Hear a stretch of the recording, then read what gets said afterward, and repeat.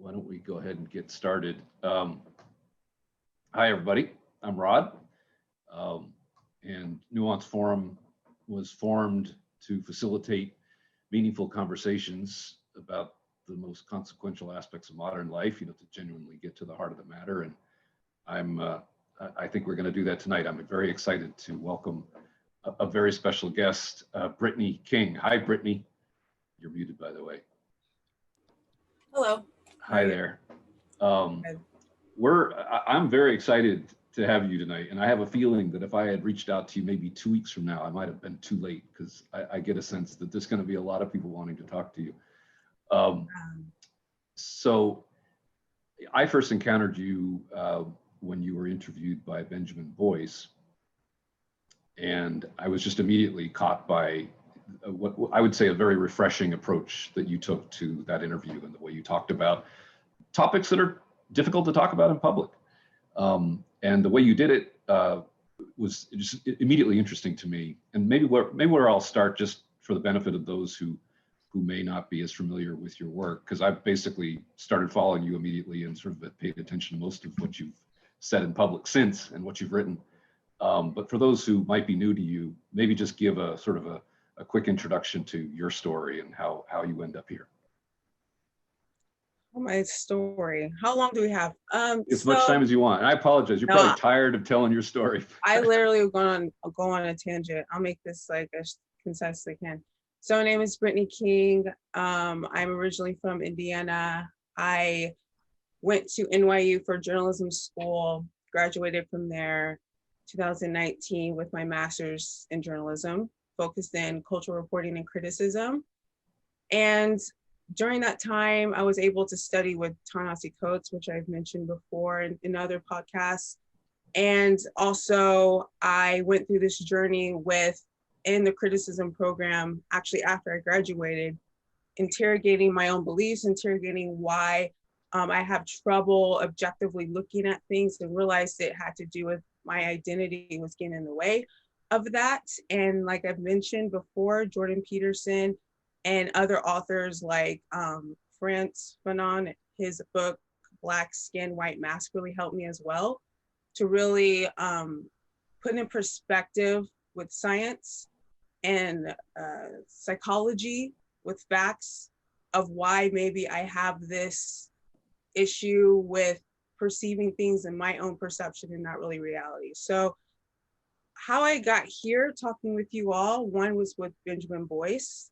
He reached out to me after Coleman Hughes retweeted an article I wrote on free thought for Black people, basically. And in that article, I basically get pretty vulnerable with my process of getting to this space of critical thinking. And I admit to calling Coleman a racial epithet, which was coon, after I watched him and Ta-Nehisi Coates at the congressional hearing in 2019, where I thought Coleman was completely against the Black community. I thought, cancel him, everything. And then when I went through this journey with listening to authors and writers I never thought I would, like John McWhorter, Shelby Steele, Thomas Sowell, but additionally re-evaluating other authors that I really hold in high regard and I still love, like James Baldwin, Ta-Nehisi Coates, Toni Morrison, etc. I realized that I needed to go back and watch that hearing one more time, and I did. And I watched it actually 20 times at least. Not on the same day, but within that week, I was just like completely in awe that my mind literally transformed to critically look at these men. And I realized that Coleman was right, and I still believe Ta-Nehisi Coates was right. And with that was polarizing for me, because I didn't all of a sudden jump ship to Coleman because I thought he was right. I was like, no, there's something else happening here, because I still agree with Ta-Nehisi Coates. So then I wrote that article, Free Black Thought, because I realized that as much as the Black community says we're not a monolith, we do abide by a Black narrative, and that we need to accept the diversity within thought within our community, and that will only make us stronger as people. So I will end that there because I can go on forever. But that's basically why I am here, I guess, right now. And this was not what I was going to ask you next, but you describing those two, you said that person can be right and that person can be right. And I would say you just described nuance.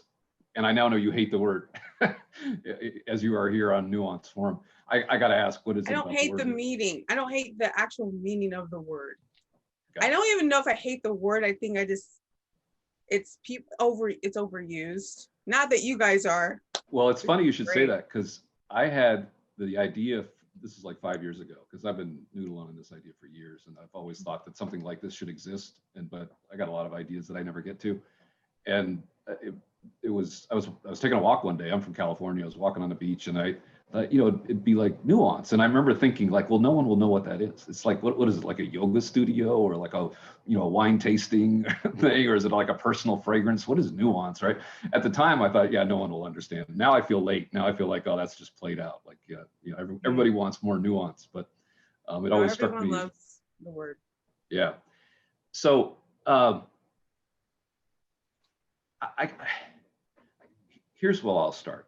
I'll start where all of us, it was as if we were standing on the curb, holding that phone, looking through that phone, when George Floyd was killed. And for a blink of an eye, the entire, well, maybe the world, wherever anyone was watching, it was as if we were all on the same, we were all experiencing the same thing. It was a horrific and tragic and terrible event. And just for a blink of an eye, it was as if, well, there can't possibly be any other way to think about this. It's just terrible. And then within 24 hours, the nation was beginning to divide, and the same polarization that's taken over so many other subjects, prevailed for most of the summer. And I remember thinking, I wish there was somewhere I could go to talk about this. I just have all sorts of questions, and I don't know how to talk about them in a way that would be constructive, particularly for me to be constructive as a older white male. And so I was aware that there was, that the Black community did not speak with one voice. So I knew about people like Shelby Steele or Thomas Sowell or Glenn Lowry or Jonathan McWhorter. I had been paying enough attention to what people were saying in public that I was aware that there was something like a conservative, I guess you would call it. There were conservative Black voices. It wasn't as if I had the impression that there was only one way to think, but it still polarized to me. And then along come some new voices. Voices like Coleman Hughes or like Chloe Valdary. And then I encounter you. And first of all, I was just so glad to see that there were people who were talking about this, not necessarily from a left-right point of view, that it wasn't quite as obviously political. It was trying to actually take seriously what was being said. And there's something that sort of informs the way I think about anything, which is that if you listen carefully, your opponent almost always has a point, right? If you listen, if you genuinely try to understand where they were coming from. And so the idea that there's two sides seems so flattening to me. I'm sort of allergic to a political way of thinking about difficult problems. So in a sense, that's the most important reason why I reached out to you. And we had a chance to talk a little bit on the phone, and you described living in Columbus, Indiana. I think you said there were 1,800 Black folks in a city of 40 some odd thousand, right? Mm-hmm. And so maybe, how do you think you have come to taking this? You mentioned that your father was a preacher. I think somewhere I saw that. There's something that's unique that's happening with you, and there's something that's unique that's happening with some of these new voices to the scene that are not sort of just lining up exactly with one side or the other. And I think that's important to sort of further the conversation. Mm-hmm. Yeah, like you said, my town is very conservative, very white. Yeah, 1,800 Black people. That might have been at the peak. I don't know, but I would say, I think my family affiliates with being being Democrats. My mother and father. My dad is a preacher. He had his own church for 15, 20 years. He's at our local church now. He grew up under Jim Crow in Alabama. So ever since I was 7 years old, my dad would often tell me and my brother and sister stories about how he grew up. But he didn't tell it in a way to scare us. It was more just like stories where he was talking about racism, but we're just so young that we couldn't really, conceptualize it really. We're just like, oh, that's interesting, that's in the past. But then when it would happen in our lives, it was almost like I was prepared. Like I already kind of knew. So when it hit me, the blow hurt, but it didn't hurt as much because I'm like, well, my dad went through this. And then I would be able to talk to my dad and my mom. I personally have never really affiliated with a party. I know when I was able to vote for the first time, I voted for Barack Obama when I was 18. But I never subscribed to being a Democrat, and I never subscribed to being Republican. Like I always, not even an independent. I was just like, there's flaws on both sides. I felt like there was something up on the Democratic side and there was something up on the Republican side. And I don't know enough to trust either. So I'm not going to assign myself to either party. So in that way, I've always been like that.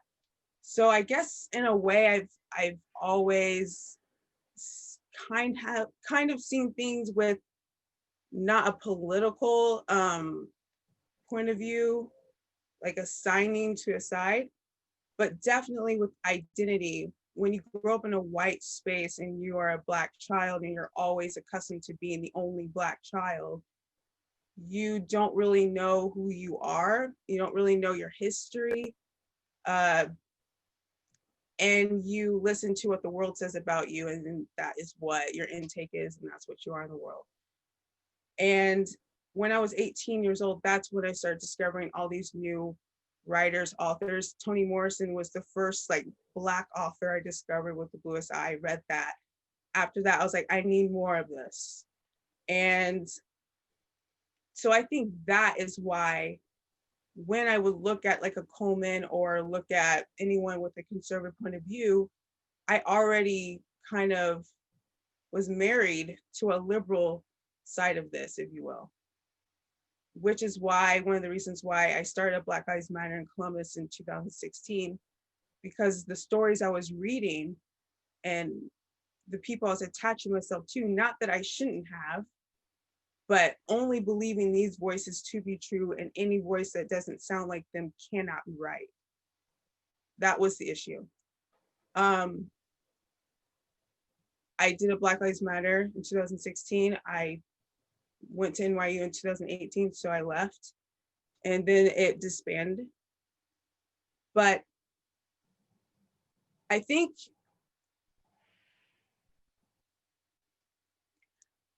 okay, so I'm going on a tangent and I kind of forgot your question. All right. But you can remind me what your question was, and then I'll get right back on that train. I was just basically asking what you point to that helps shape the way you look at these kinds of things. Yeah. So I told too much background. I do this. No, we love background. We love it. So that was that. I was really married to the side of, let's just say, the Du Bois side, the Baldwin side, Morrison side of looking at racial issues. And that fueled me to do BLM. But really what fueled me was Dr. King, to be honest, because like I said, my dad is a pastor. I believe in Jesus Christ. And I was just like, just objectively, his strategy worked. Got his voting rights, civil rights, changed the world. he's international, not just national in America. And so I took a lot of my cues from him when I was doing BLM, and then the Freedom Riders and SNCC and John Lewis when he was young, and even the Black Panther Party, you know. But what helps me now is realizing my identity doesn't make me right about certain things. And exactly what you said with George Floyd when he died, again, I actually had a lot of, I was just, you know, hesitant to have optimism, I'm not gonna lie. But after a month, and I was seeing the protests continuing, and then it went global, that's when I was like, okay, Brittany, chill with your citizens, like with your criticism about this, like this actually could be a change. And that's when I wrote my piece on my critique on white allyship. So I'm like, okay, if people want to be allies, this is the time to like really talk to them about how to help us, because now we have momentum, things can actually change. But then I started seeing all this other stuff happening and the corporations getting involved and all of this. I was just like, okay, I don't know what this is turning into. But what you said about when George Floyd died and white people wanting to do something, white allies wanting to not only do something, but talk, but not knowing what to say or if they should say it because they're afraid to center themselves, and then they've been told they center themselves, that's racist. But then they say white silence is violence. That qualm that you had was actually a suspicion I had about how I was leading Black Lives Matter and how certain Black Lives Matter chapters around me were leading, where I was like, okay, so there's a hypocrisy here that I'm saying to my group. I'm saying white silence is violence. As in, if you don't come to the protest, if you don't say something to your friends or family, your silence is complicit. But when you come in the room where we are talking about race, if you send yourself, cry, talk too much, you're racist. Like, I wouldn't say that, but that was kind of the tone. So then white people weren't talking or not showing up because they just are like, I don't know what to do in this space. So now it actually takes me a while to come out with a real thought, because I have to make sure that it's not biased towards my identity, if that makes sense. Before it was like, I'm Black, I'm right. It was racial issues. It was just like, I'm Black. It doesn't matter if I'm wrong, I'm Black. Like, it really was that tone. Now I honestly don't, when I look at racial issues, or even when I look at like what's going on with the right and what they're doing and overt racism, I still look at those people like the racism is a big facade. Like that's not it. Like, that's the wall. That's easy to hate me because I'm Black. But what's not easy to do is like deal with what you're dealing with internally, because anyone that hates them, hates someone like that, hates themselves. We've seen this with Dylan Roof. If you read one of his pieces, I forgot the author, but she won a Pulitzer Prize, I think, for her piece, Making of the Most American Terrorist or something like that. She went back into his history and realized he was a very insecure little boy that really had no self-esteem, never had felt like he fit in, never felt that he was smart, never felt like he was capable of much, and latched onto this power he discovered in history, latched onto this flag that gave him some type of confidence, and then got into a community that felt that way. So then he projected all of his hate on that he felt about himself onto people. I really, that's how I look at things. I'm like, it's never the way it seems, ever. There are so many places I want to take this conversation, and I want to make sure that we get the rest of the group in here soon. So this is one of the things you said on the phone that I appreciated so much about you, which is that you said something like, it may take me 5 more years to be able to figure out exactly what I'm trying to say, but instead I'm going to lead it. I'm going to let everybody in on my journey. I'm going to share it with everyone. that was just so refreshing, because there's a kind of it's a combination of humility and confidence. You're willing to put yourself out there, but you're also willing to, you know, acknowledge that you're still trying to figure it out too. And it's just it's a really refreshing quality, Brittany. It's something I want to sort of make a point of pointing out. So I'm gonna just take.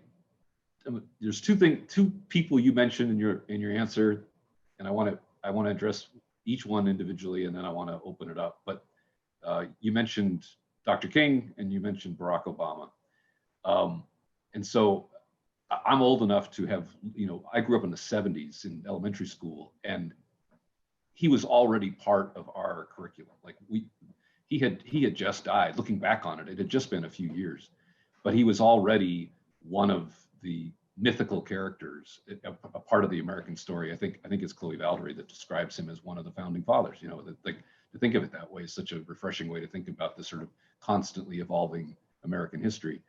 And so I grew up just revering this man and being, like everyone else, inspired by his speeches. And I remember the first time that I actually saw video of his speech. It was actually sometime after I had, you know, read and heard about him. And it's difficult to watch that even now without tearing up, right? It's just an incredibly inspiring idea, and that he was articulating was so much a part of his mission. And you know, the content of their character, right? That was the dream. The dream is that my beautiful children will someday be judged not by the color of their skin, but by the content of their character. And if there are so many settings where if I were to bring that up now, I would feel something like a chump, like I just don't get it. Like that would just be the wrong thing to say, right? To cite the words of the great Dr. King.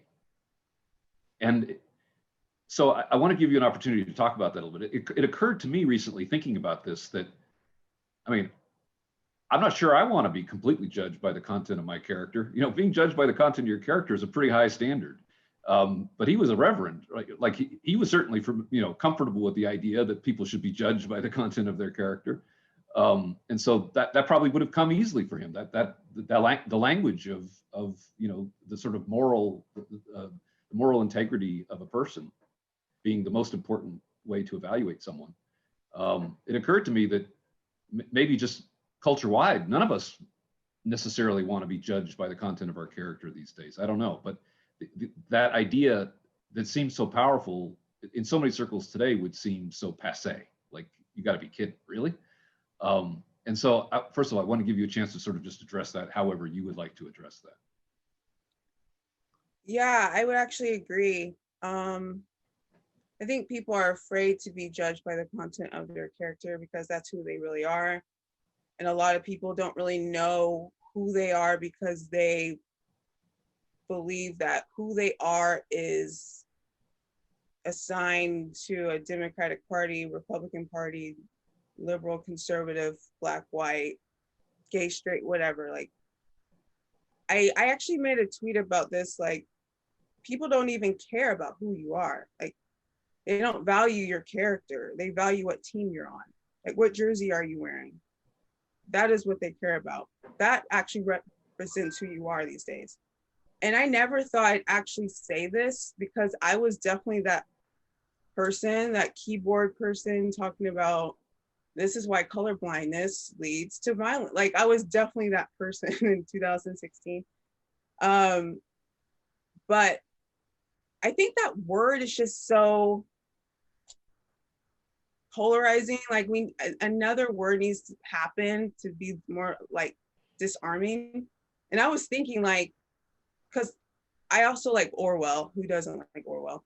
But he has this essay that I really loved, talking about metaphors and just words, overused words. And like, sometimes you just shouldn't use those words or metaphors because they're just so overused, they don't actually mean anything. So color blindness is saturated with such negativity of someone being ignorant to race that maybe I was like, call it a racial unbinding. I don't know. Like, I don't know, but I'm actually for that because I realized that that's exactly more or less what Dr. King was talking about. And I actually wrote, I don't know if you read this piece, I know I sent it to you, but Our Skin Problem, that was a polemic that, my last polemic I wrote in NYU, but then I edited a lot before I posted on Medium. And a lot of people came to me and said, I loved your piece, like you really made a good case for colorblindness. That was not actually what I meant to do. I read it back and I indirectly made a great case for colorblindness while I was trying to prove the fact that we cannot get rid of racial categories because we literally have different skin. I was actually showing how arbitrary skin is, and that if we actually do diversity trainings to unlearn race would actually suit better for us than to learn more about the thing that got us in this mess in the first place. Yeah, I loved what Coleman said in, maybe it was just this most recent interview he did, where he likened the term color blindness to warm-hearted. Like not, it's not literally your heart is warm, but it's sort of supposed to conjure up something. It's a metaphor, right? But I also agree with you that words can become dead. Basically, they get overused and colonized. And so let's talk about Barack Obama. Again, I was watching the screen that night when he was celebrating his victory, and it was a pretty emotional thing. And I think for just a huge part of this country, it was such a relief. Finally, we've proven that we can do this. And it wasn't just that he was a black man, that it was also like, Barack Hussein Obama, right? Like this was about as exotic as you could have imagined this country digesting, and we celebrated him and we elected him twice. And so I was ready to put him on Mount Rushmore, man. Like, it was just such an incredibly victorious and iconic moment for this country. Talk about the American dream, talk about someone who grew up with a single mom and just what he had to go through in order to find his place in the world, and to end up with this beautiful family and, a scandal-free 8 years in the White House and everything about it. I was just, so inspired by him. And so lots of people were thinking, oh, we've settled the race issue, right? What is it, post-racial? And of course, now we know, well, that's nuts. That sure isn't so, right? And so I guess the question I would ask you is, it's clear that at least in certain ways, well, I'll rephrase it. In what ways was Barack Obama being elected twice in this country an end? What parts of America's racism were ended with that event, those events, and what parts remain?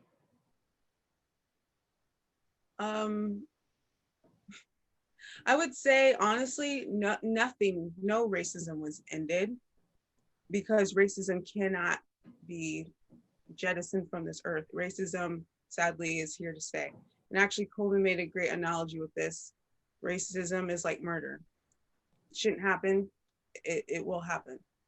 And I'm sure we'll get into more of that later. But I think what Barack Obama did, at least for me, being 18, and I voted for him, and even though there was such a momentum behind him to be elected, and it seemed pretty clear he might win, for me, I was like, what's the catch? Like, he's not going to win. Like, it was more just seeing how many people wanted him to win was almost a win for me. I was like, I just never thought I would see this day. And I'm 18, this is my first time voting. And I do remember when he was elected, I was in my family room, I was with my sister and brother, and we screamed, we hollered, and then I just bawled crying. I was like, we made it. Like, we did it, But I wouldn't say racism ended. I would definitely say that was like proof of our progress. I think America really wanted to see like, what are we actually made of? Like, are we all talk, or are we like going to show that we've actually shown like a progression? I think that's what people wanted to see. It's like, yeah, we've seen it in history books, but can we see it like right now? Can we make history right now? And we did. And that was, and it still is remarkable now that I really understand the progress that Black Americans have made in this country. In 2016, 2018, there was a few years where it almost seemed like that wasn't good enough anymore. I'm like, but there was only one Black president, but this and this, like, but now I'm like, no, that's remarkable that there was a Black president. And it was arguably one of our best presidents. I think what he offered the Black community, I would feel, and I think I can generally say this, is a symbolism of hope, of actual symbolism, like maybe actually anything is possible. If a Black man whose ancestors were slaves, and that is our ancestors as well, that's our lineage, and we're descendants of that, and he made it to the highest office in this country, then yeah, maybe I can get that job that I've been wanting to get. Maybe that job is not, out of realm for me. So I think that there was ways his symbolism was working within me overtly and covertly. There was a lot of times where I would actually think, I can't do this. But then I would think, but we have a Black president. Sign up for this thing. And I don't get in anyway. I'm kidding. But and maybe I get in, maybe I don't. But I still feel like I felt better about my country because I felt like we mean what we say. I think that's what it was. Like, we really mean it. So that's what I had a lot of hope. Toward a more perfect union. Mm-hmm. And your point about progress, he was elected within the lifespan of many of the civil rights leaders who were leading those marches in the 60s. Unfortunately, Dr. King didn't live to see it, but if he'd have lived to be a ripe old age, he would have. So, as a real measure of progress, that it happened so relatively, in historical terms, relatively quickly as well. Mm-hmm. Okay, I could ask so many questions, so I won't. I'm gonna open this up for the rest of the group. Who's feeling inclined to start us off with with a question or comment? Usually we can count on Eric F. to be the first one to go. How you feeling, Eric? Anybody else want to go? Yeah, I'll go first, I guess. All right, Chris. Talking about all this in the context of Martin Luther King and Barack Obama is so right because, obviously I would say that Martin Luther King did a lot more gains as far as civil rights than Barack Obama. Obama was really kind of fulfilling that symbolic role in the structure of that narrative of almost like a glass ceiling breaker, right? And so once that metaphorical glass ceiling of a Black president is broken, then all of a sudden we projected like a myth of progress onto his symbolic victory. And then everybody started talking about post-racial America as if like breaking through that symbolic glass ceiling got rid of race, right? Mm-hmm. And so it's strange to me that after the symbolic victory, which had been anticipated to be something that maybe was supposed to be more liberating, it's weird to see in the wake of his 8 years, obviously falling into Trump world, such a rejection of both MLK and Barack Obama and what they stood for, especially with regards to the colorblind analogy. And, people tend to literalize the analogy as a way to deconstruct it. And, I think Coleman does a good job. Coleman Hughes did a good job with the warm-hearted comparison, but it's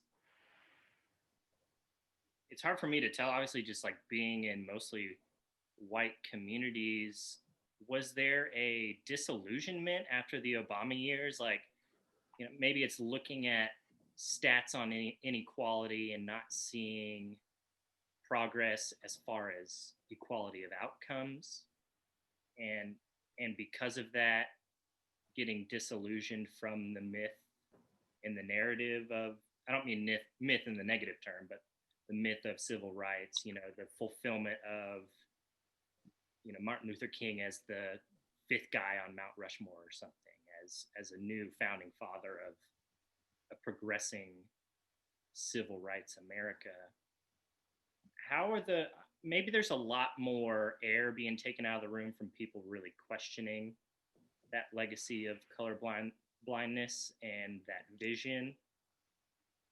Maybe the people deconstructing it get a lot more airtime, but how do you sense, obviously since in you're trying to nuance and dig your way through the complexity of this issue, and I'm appreciative of you speaking up on not being sure, not just easily taking sides and jumping on the social bandwagon for that social capital.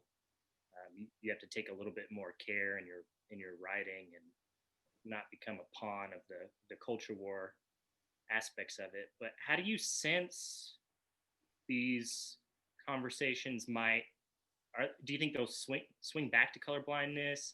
Do you think there's been a real reckoning with where that vision of MLK to Obama maybe fell short, and that's why people are disillusioned? Is there some other bigger cultural issue that's causing people to construct a new vision of race in America, away from content of character and back towards tribalism and restitution or anything like that? I hope I capture a question that you can riff off of, but that's what I have.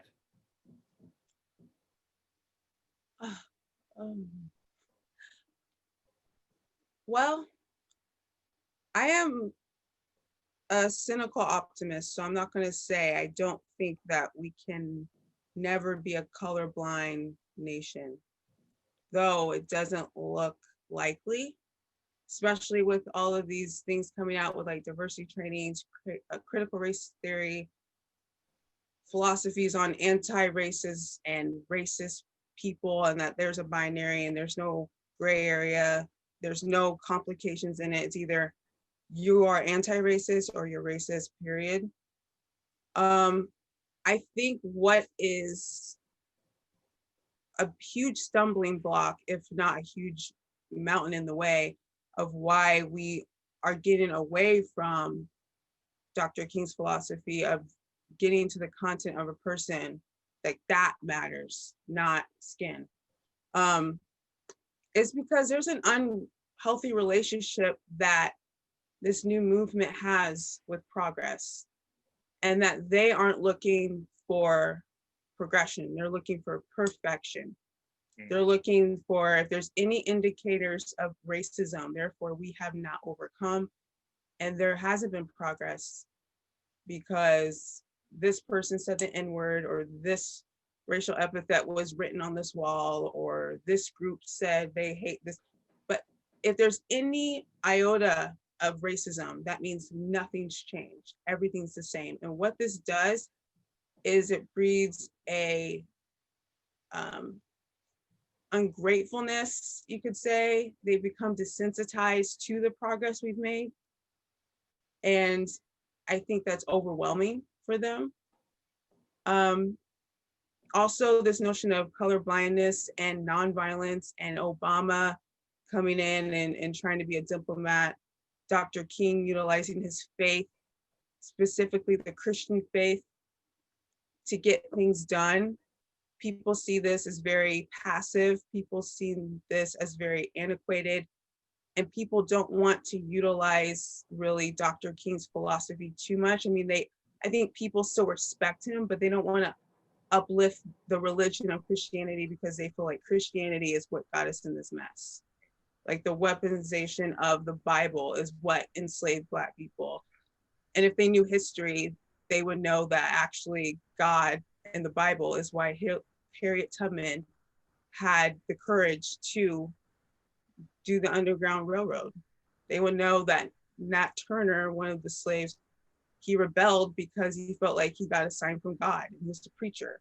So the fact that people are like, well, this Bible is completely the problem and Christianity is the problem, and they think that's the white man's religion, and we know what narrative's going on with that with white men in this country. They don't want anything uplifting what they think is oppressing us, when really what's going on is and I never thought I would be like, by talking about race too much, never, but by talking about race in this unhealthy way of almost like not trying to unravel the problem of race, but trying to tangle us up more in the like complicated web of it. Like almost basically saying, don't look at Brittany's character, just look at her skin and look, she's Black and she's been through so much. Look at what her skin represents, which is the history of, American slavery or civil rights or whatever. But they don't say like, talk about the progression that we've made and things like that. So long story short, I don't think, honestly, in the next 30, 40, 50, 100 years, I don't know, that we'll see a colorblind world, because people really believe that getting to know the racial categories that we've been assorted in is going to help us, when really that is exactly what separated us. That's like those hierarchies were made up by a supremacy of slave owners that were white. And you're utilizing exactly what they did to try to undo the problem. But then you don't want to use Dr. King's philosophy because, whoa, he was just like using the thing, like it doesn't make any sense. And I think that's what's going, this movement is hypocritical. I don't want to say the whole movement, I would say the woke movement, and I'll get into what I mean by woke later. But yeah, that's what I feel. That's really interesting. It's like people want to avoid the Christianity aspect of that move that Dr. King was making and call it the master's tools, but really some of these concepts of race that are being forefronted, it reminds me of I don't remember if she teaches at NYU, but I think her name's Karen Fields. She wrote a book called Racecraft, the creation of how she kind of uses this interesting witchcraft analogy, but the creation of race and racial categories, and then how they've been reified culturally and have caused them to be forefronted and become the main frame by which we analyze, somebody with, Black skin. That's really interesting. I'd be curious to see if in some of those conversations you have in the future, maybe some of those Christian angles that Dr. King took, how they can deconstruct some of those more tribal aspects of anti-racism and pull farther back in the history of, those people in American culture, especially in Black history and American culture, what they had to say. Mm-hmm. Yeah, that's some ideas that I'm working with, actually. So it's just funny that you brought up that question, because I was honestly thinking like they're utilizing exactly what a white man used to start this mess. Mm-hmm. So anyway, Yeah, which is to take the one variable, which is black skin, and throw into that box of black skin all the same ideas and all the same cultural values, and just create this huge monolith. And I'm interested to see how the new anti-racism thing plays out, because from what it seems you're saying, you see people just getting wound up and really neurotic, and almost like you're sensing an emotional drain that happens when the new anti-racist frame is really adopted through that kind of like personal experience, and that the standpoint epistemology, you know, the lived experience being the one true vision, or like one real way of capturing the truth of reality. But it doesn't seem to be, you seem to be suggesting that it creates maybe more unhealth in the individual and more neurosis, and that might map onto some of the social phenomena we're seeing. But at that point, it gets a little bit more complex than just that variable. So yeah, I'll be looking out for that next writing if it's along these lines. It will be. I'm taking my time with it, but yeah. I think the term that you were reaching for is essentialism, right? Racial essentialism. You know, yeah, like that we're flattening people to one dimension, and you could argue the sort of the least interesting thing about any of us.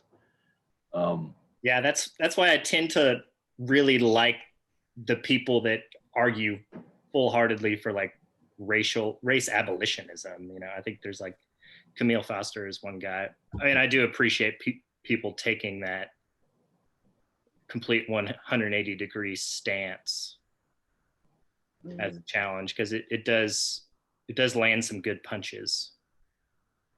It's funny with that, because I know Camille, and I don't know him. We just follow each other on Twitter, but I do know what you're talking about with him being, I think, Jamaican from DC and not assigning himself to Black. Like he's not in that category.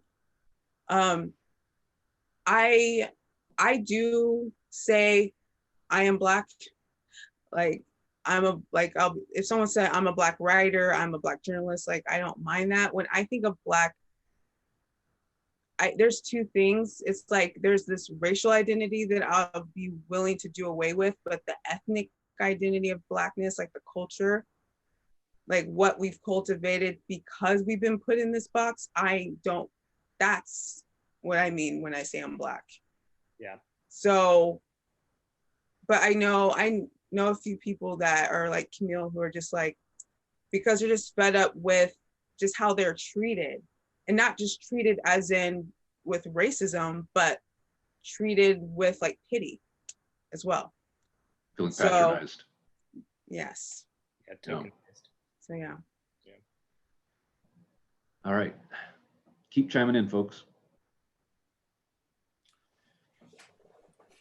The term color blindness was mentioned a couple of times, and I don't follow writings on this enough to quite know what the current line of thinking or common thought on that is. But some of this, I'm wondering if there's a conversation that can be had about. It seems that semantics become a serious part of a lot of these issues, and that terminology becomes so powerful, or can be, words can lose their original power. And it seems like the use of words becomes critical in what's going on. And sometimes I almost feel like the conversation about it develops more essence in the public realm than the actual meaning behind what it is that's going on. And I'll try to articulate some of that a little bit, but words like racism are thrown around pretty frequently now. And I looked it up the other day online to see what meanings there might be on that and how it might be used. And it seems to me that there are a couple of different definitions based on various dictionaries. online. And I'd be curious what common definitions might have been in the past and how those might have changed. For example, one definition, the primary definition actually pointed to institutional racism as the meaning of the word racism itself. I think that might have been in the Cambridge Dictionary. Another one, racism, was more the what I thought was the more common definition of it, meaning an identification of differences in race, which tended to lead towards a sense of superiority of one race over another. But even to that definition, which I think is probably the more historical definition, I wonder if there's different aspects of it. And some of this might get into more sensitive territory. And I'm curious what people's thoughts are, but that there's a sense, the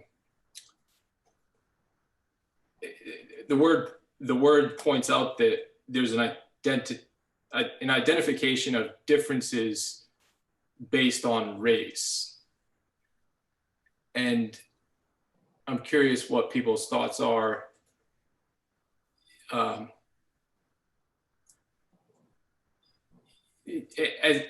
because the negative connotation of it is that racism leads to a superiority of one race over another. But I'm curious what people think as far as, is there a difference between race beyond the difference of skin color? You know, that's the obvious that it comes down to. And so if somebody identifies as Black or white, that's pretty vague. And then other people might identify as the cultural background that they might have, Jamaican or from a certain country, Ghana or something else. Some people might identify as African American versus others who would not identify as African American because they're more directly of African descent. But so I don't know if there's a clear question here other than an attempt to dig deeper into what some of these words mean and maybe have more of a emphasis on the meaning behind the intent, I guess, rather than just these words. I'll leave it there for a minute. I don't know if anybody has thoughts on that note.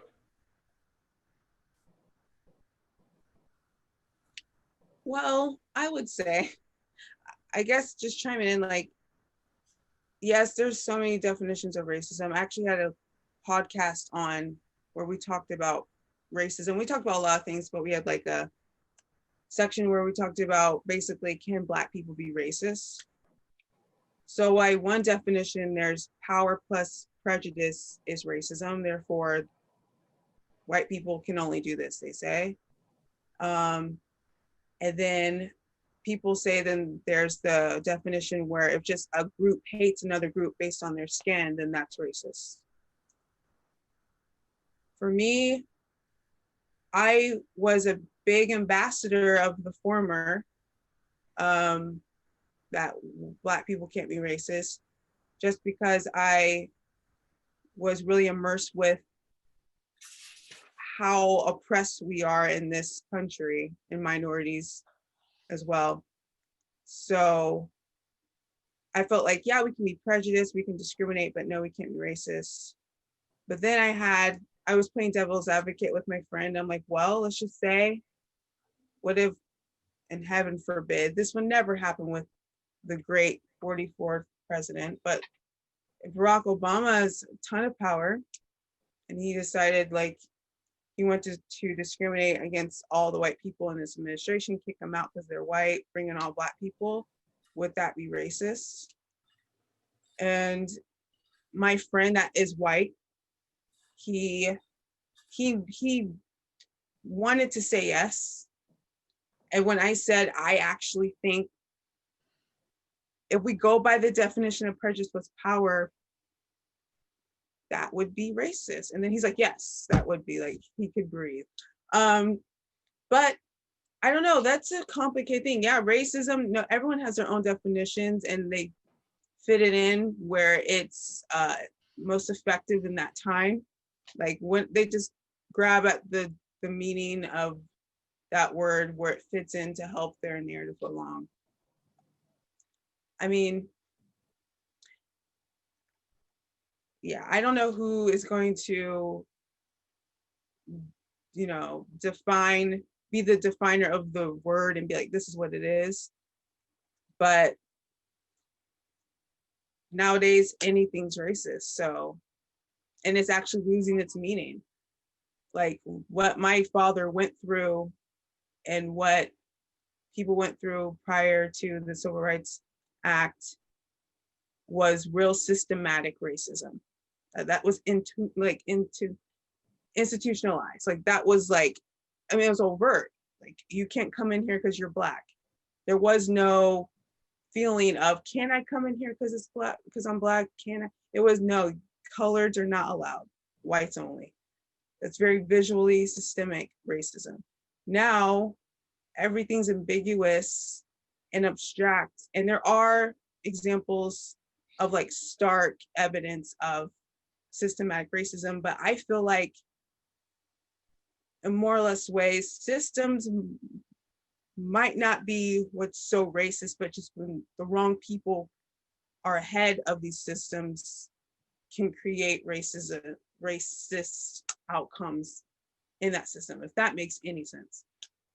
I don't even know if I answered your question. Well, doesn't it also have to be kind of viewed through, I mean, we are having a conversation in a very American context, right? We're talking about prejudice, racial prejudice, bigotry in the context of a majority white country with our particular history of slavery and then Civil War and then Jim Crow and then, right? I mean, there's a whole sort of litany of contributing factors to the way what we mean when we say it. Like if we went to Japan as white, those of us who are white on this call, you know, we would suddenly, you know, be experiencing something that would probably feel a lot like racism by suddenly being in a situation where we're dramatically outnumbered in our culture and our skin color and everything. You know, there's no way for us to fit in. We stand out just by virtue of how we look. And so there's something like that, which would be some sort of like generic idea of the way a majority culture or ethnicity or, you know, racial category or whatever, and the ways that human beings can be quite terrible to each other and just mistreat marginalized groups categorically. And then there's this other thing, which is very sort of unique to the story of America, including the aspirations of America. Like we're the ones who set out to create a more perfect union. And so we set a standard for ourselves that we were inevitably going to fail at reaching, at least initially. And so we keep essentially trying to achieve a standard that's baked into the formation of the country. And so that's also part of the conversation, right? We're sort of holding ourselves to a standard that, you know, maybe other cultures wouldn't take it as seriously as we have. So it's like there's a lot, you're saying a lot of things when you're talking about racism and systemic racism and so forth. Mm-hmm. Yeah, it gets difficult with the power question because I would say, like, from what I remember for the last 10 years, people really woke up to the systemic and institutionalized race issues in like 2013, 2014. When it was, you know, Eric Gardner, or it was Ferguson, or, you know, there's a whole litany, and this is, of course, in the midst of the Obama administration, a whole litany of just dead Black men at the hands of police, and that new definition of racism really roared to the forefront. And I remember being caught up in those issues too, because I was always like, I was coming from like a libertarian angle, and I'd always been talking about police brutality, and I would always post, no matter who was the victim, like any sort of police brutality issue on my Facebook. I'd always talk about it. I kind of think it was because I grew up like a punk skater kid, so I always had a little bit of disdain for the cops, you know. And it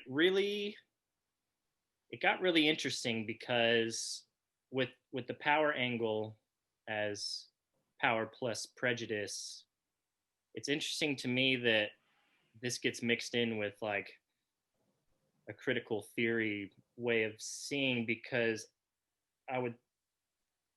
power works in all sorts of directions. I don't see it merely as working from the top down. There's a bottom up to power too, that can emerge. I've been reading this last week Václav Havel's essay, The Power of the Powerless, living in Czechoslovakia behind the Iron Curtain. And I'd be so interested to see, like, yeah, we can look up and see structures and see how history and culture and the genealogy of ideas have coalesced into like the institutions that were built before us that we're still living under. But it almost gets too simplistic. Like, if power only flows from the top down, I don't know from there how you explain any sort of growth and human liberation from the bottom of society. I don't know how you explain the progress other than, you know, white saviorism or something, as like, well, any progress we've been made is just a certain type of ally. Maybe it was like LBJ or something. Like, I don't. It's like people are closing off an entire aspect of being on the bottom or the receiving end of power, how that can be coalesced into power itself, especially in a society like ours where power is so decentralized and it exists so much in this cultural sphere, and the ability to tell stories and our willingness to engage in conversations like this, the type of phenomena that can emerge to like even break apart some of these conceptions of a new definition of racism, of power plus prejudice.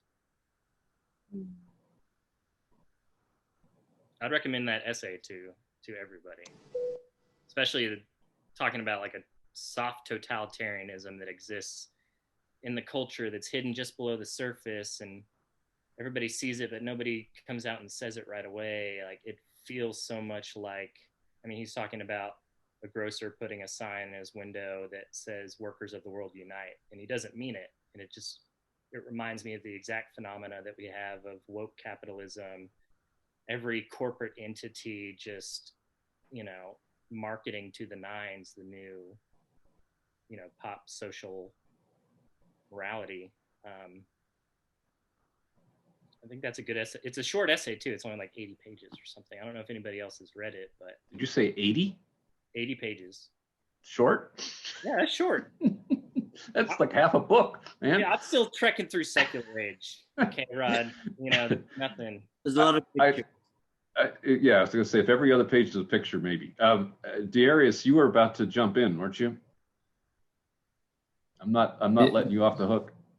Yeah, I was going to. I just had more of a question.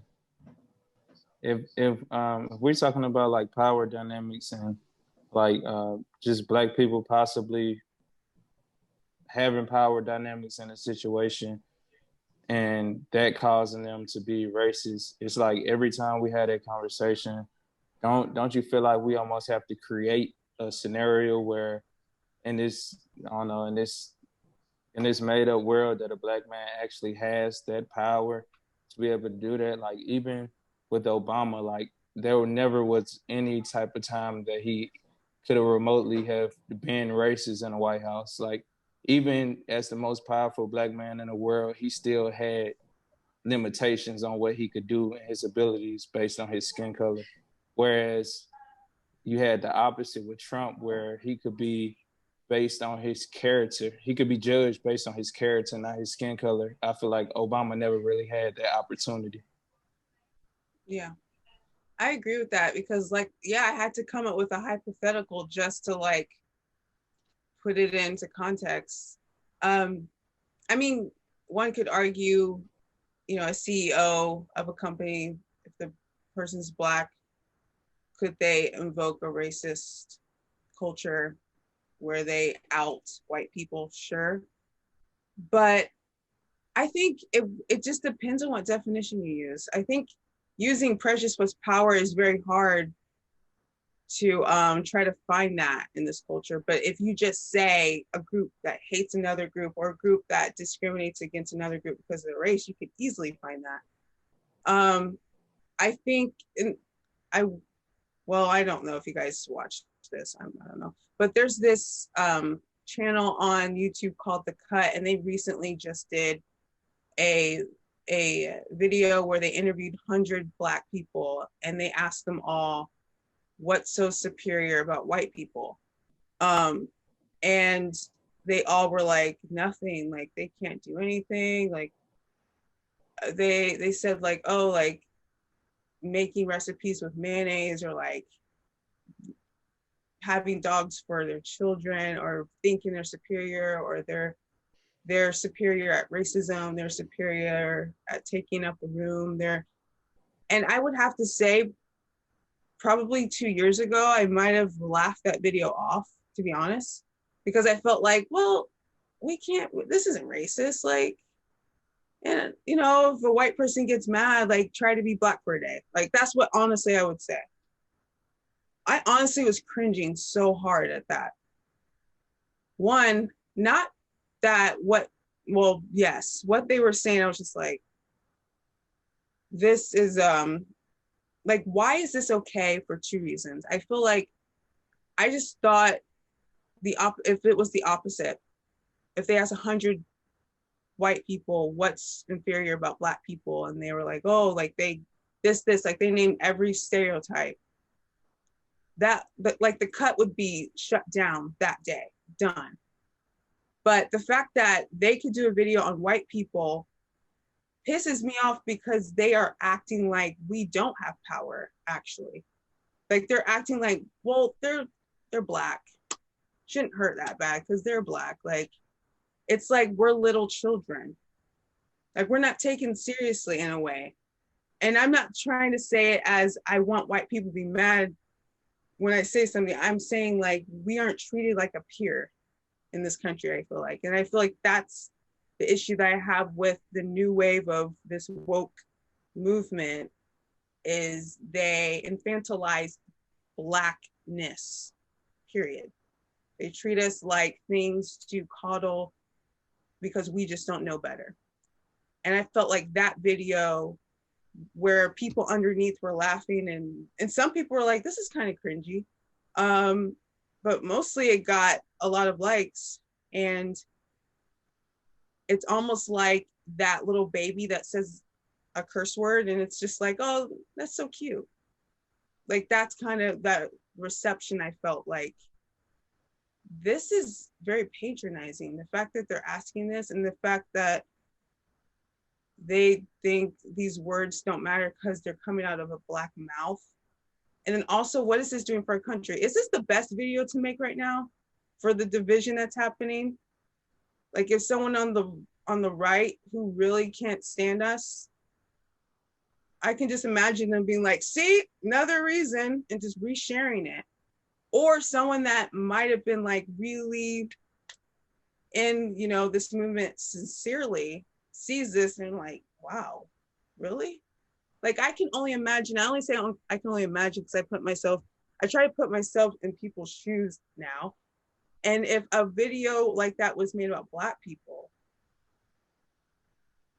I'll be the first one to be like, no, like, we're shutting this down. So is that a case of racism? I would say, if we use the definition of a race discriminating against another race, yeah, I would say, yeah, that is.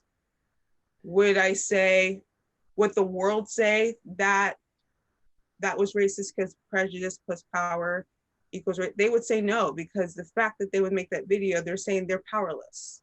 This isn't racist, they're powerless. But if white people do it, it matters, because you're actually people. And you have power, and you're, you know, you call the shots. They don't. So it was cringy for those two reasons, patronizing, and just like, this is just gonna divide us way more. And I say divide because this was seen multiple millions of times. And a lot of people's been doing reaction videos on this video, so yeah. On that video, were most of the comments not very harmful and playing to kind of stereotypes that people have? And is that why it seemed to get laughs and people thought it was more funny than serious? Well, so they interviewed 100 people. So at first they honestly were just laughing. They were laughing at the question. But then they were saying things that were lighthearted, but then at the end, it was just like, let's get them. Like, it really was like, we're gonna set you guys up, and yeah, that was the part where I was just like, this is not gonna be good.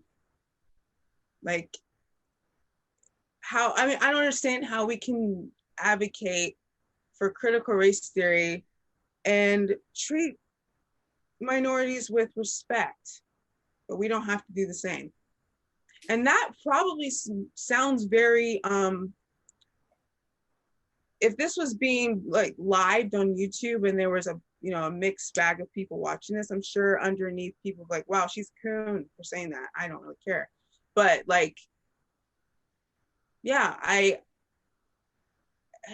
like, you can't demand respect and show no respect, because what's happening is a weird paradigm shift where I don't know if I would call it a supremacy that's happening, where the minorities are I wouldn't call it that, but there's something weird happening where white people nonetheless can't really, or are paralyzed with saying much, because they can easily be tarnished with racist, like instantly. And if a minority says it, you are, because we're right about everything. So a lot of people who actually critique this video were independent type of people who weren't assigned to like Democrat or or Republican.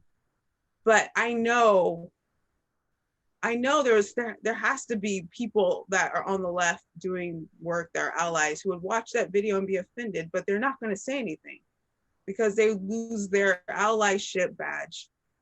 But they're not going to risk that. So what that just builds is animosity. And sooner or later, people are gonna be like, you know what, that's it. They're gonna throw their ally badge off and then go over to where the rallies are happening, where people are celebrating being white. They're gonna be like, yeah, I wanna feel good. I'm sick of being talked down to. Like, that's what I feel like, sadly, hopefully we're not going that way, but I kind of feel like that might be happening. You want to follow up, Darius?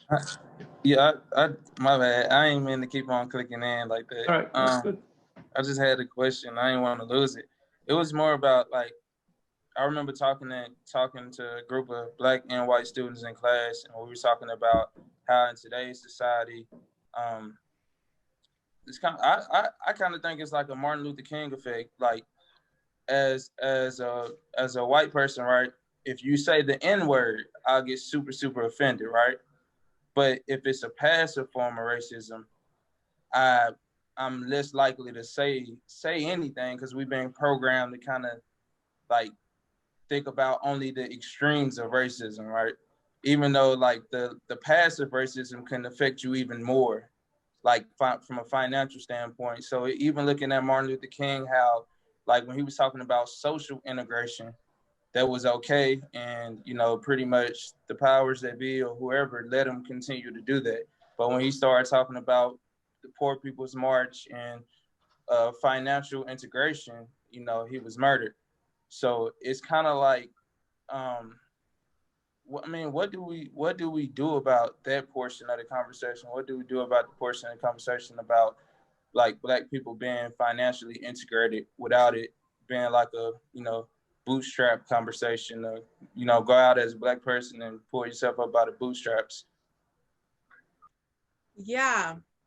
I mean, that's basically, so in my article, Black Free Thought, I mean, I kind of touched on that, but Booker T. Washington, that was basically like his philosophy, more or less, pull yourself up by the bootstraps. And he was saying this in the Atlantic Compromise address that he gave 30 years out from, I believe 30 years out from the Emancipation Proclamation.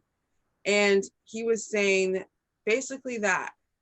He was like, I don't really care if you love me. Like, I don't care if society loves me. I don't care if culture loves me. I don't care if I deal with these microaggressions. I don't care if I walk in a store, so to speak, and I get followed around. Like, obviously it's a different culture then, but I'm just saying in context. He was just like, I'm free, I'm getting mine, and that's it. But that's more dangerous, I feel like,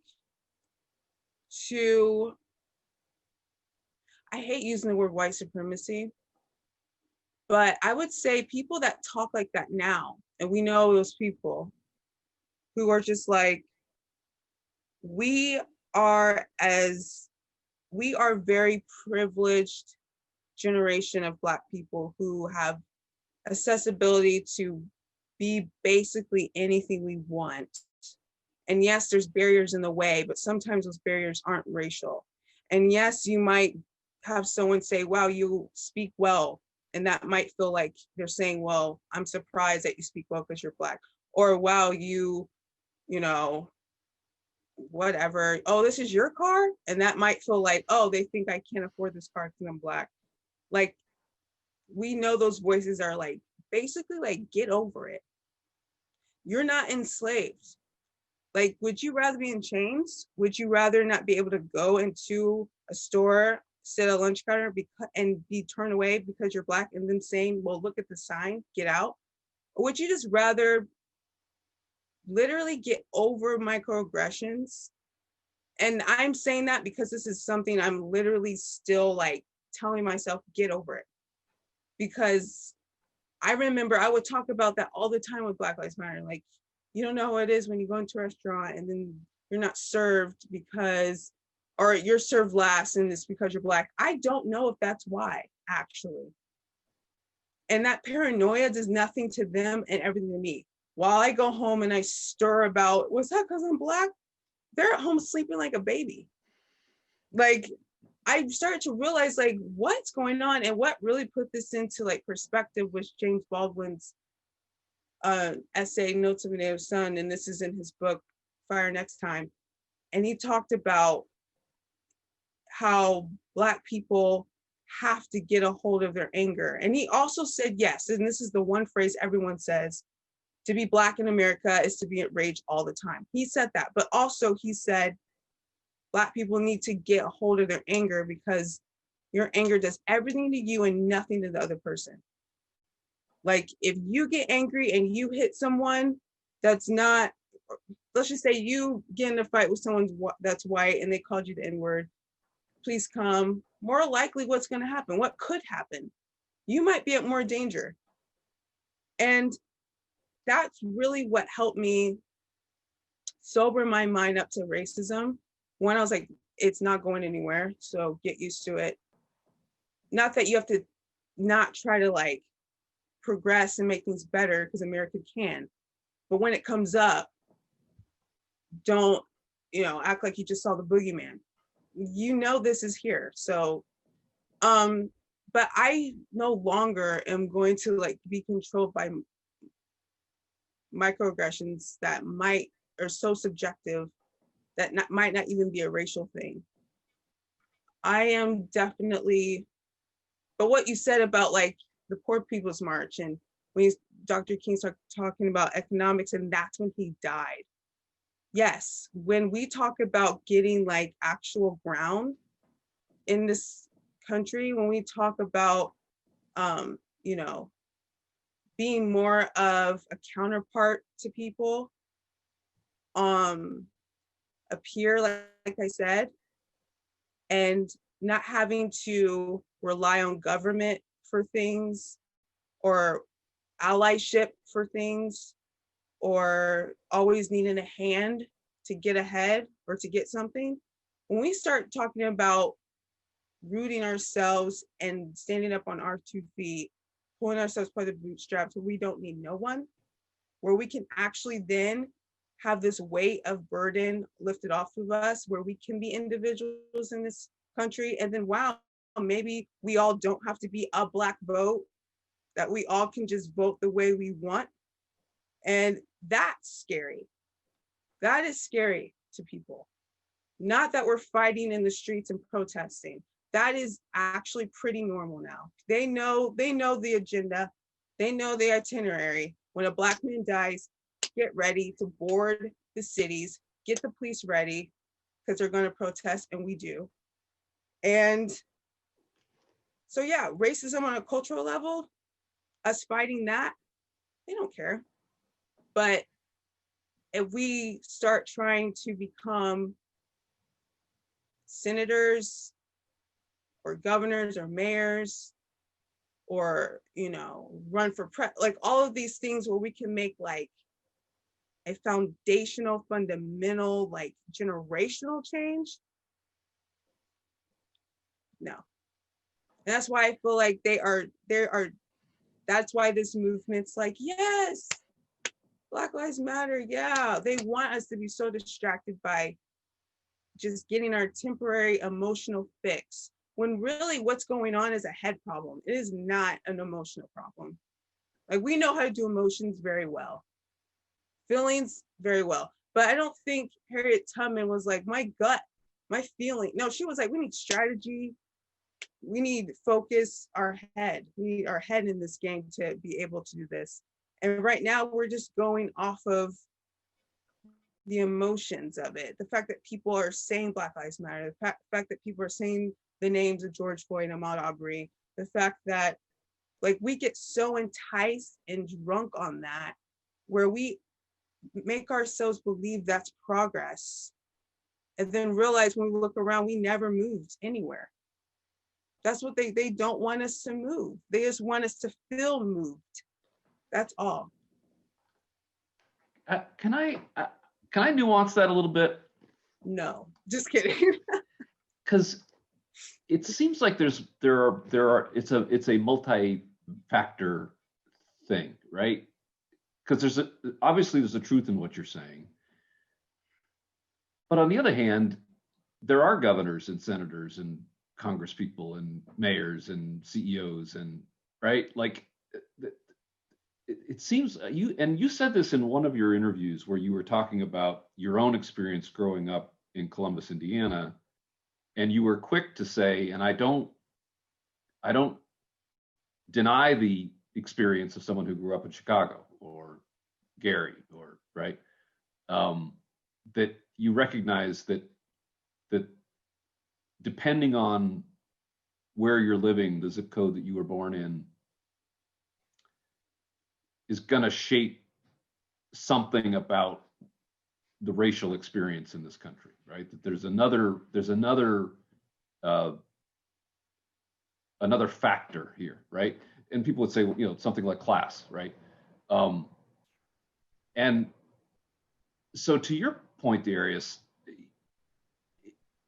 because there's something very true about what you're saying, right? And you talk about anger. Well, yeah, right? Like, talk about justified anger. You know, Black people in this country, their anger is justifiable, right? There's a lot to be angry about. And we have, as we talked about earlier, we've made extraordinary progress when you view it up against how terrible things were, right? So it seems like there's something else going on, right? Because, you know, things like affirmative action, well, the elite institutions were happy to fill those slots with people like Barack Obama at Harvard, right? So being Black wasn't exactly what the issue that we were trying to solve. We framed as a racial issue. We came up with you know, remedial mechanisms to try to counteract that. And we got more Black people in certain positions, or more women, or right.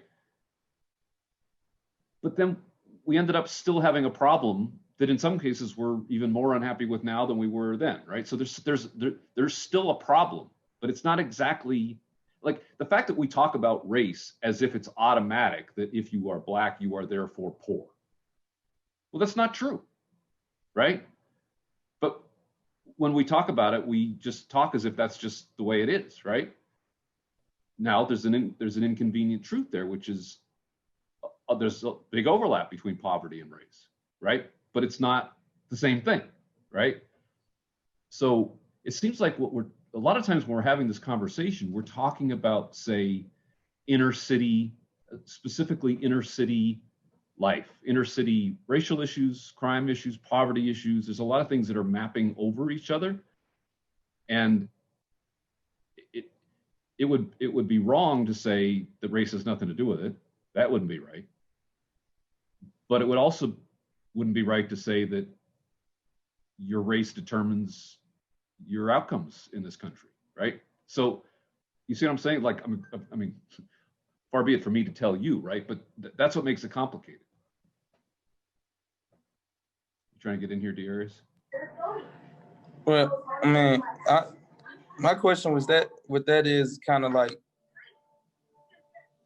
I mean, you have these like extreme exceptions, right? Like LeBron James was born, you know, he's 6'8", 275, and can play basketball better than almost anybody who's ever played. So he beat his odds or whatever. But I mean, we can't get a reading for how many people in his same situation beat the odds and made it to the NBA or made it to be successful. I mean, how many? I mean, I think we kind of getting to a point where we're kind of like, well, 4 or 5 people made it out of these circumstances. So, the other, 2,000 people who didn't, y'all, it's something with y'all. But I mean, literally, there are other attributes that could cause somebody to make it out a circumstance, like just being gifted at anything, whether that's intellectually, physically. I mean, it wouldn't matter what your skin color was. I feel like sometimes talent attributes can overlap race in America, especially in America where entertainment is everything. Well, and Barack Obama would be a fantastic example of what you're saying, right? Just a once in a generation, once in a century kind of talent. It would be a perfect example of that. I would say just the conversation around how we talk to children about our history, I think is a big issue. So like I said, I'm working on this piece and it's turning into something that's really helping me. It's becoming a headache, but it needs to be. It's funny because I can remember distinctly the oppression, the more or less self-loathing lessons I was taught as a kid, not from my parents, but from school. When we talk about Black history, it was always in the vein of Black people were slaves. It would show pictures of my ancestors. While I'm the only Black kid in the class, pictures of my ancestors with scars on their back, picking cotton from white people. Then they might show Dr. King smiling, but then show us being hosed. And then they show all of this stuff where I got a very good understanding of the disparities that of my history and what I felt like was all that I would be, like all that I would face. But seldom did I really was taught about the progression of where we've come. And for example, I know it's like, okay, like LeBron is a dime a dozen, or 1 out of 1,000,000.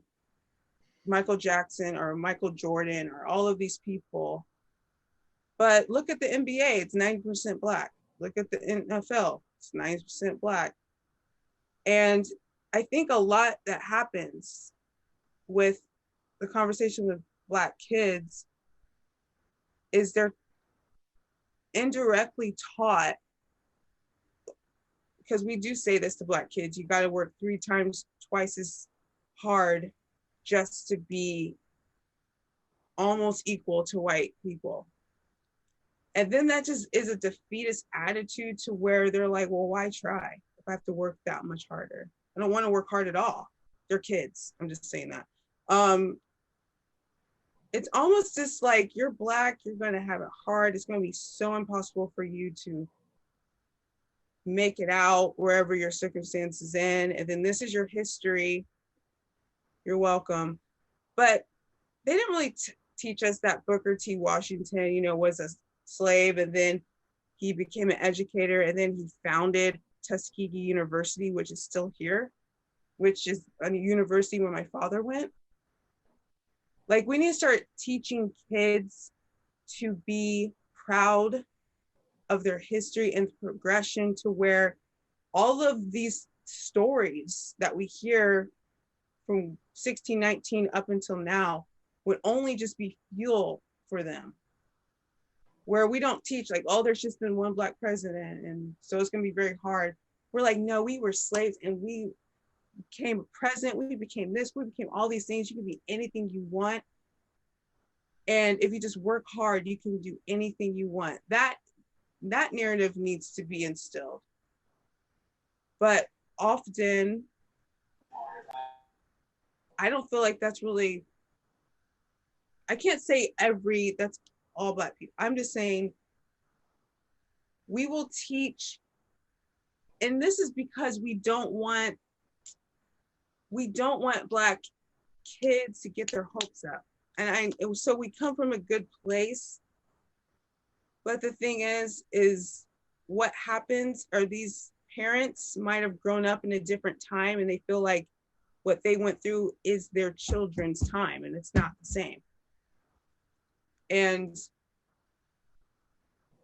also the point I was trying to get to with what I'm getting into my essay. So, and I hope this doesn't go off topic too much, but I hope that this just kind of like really makes a good point.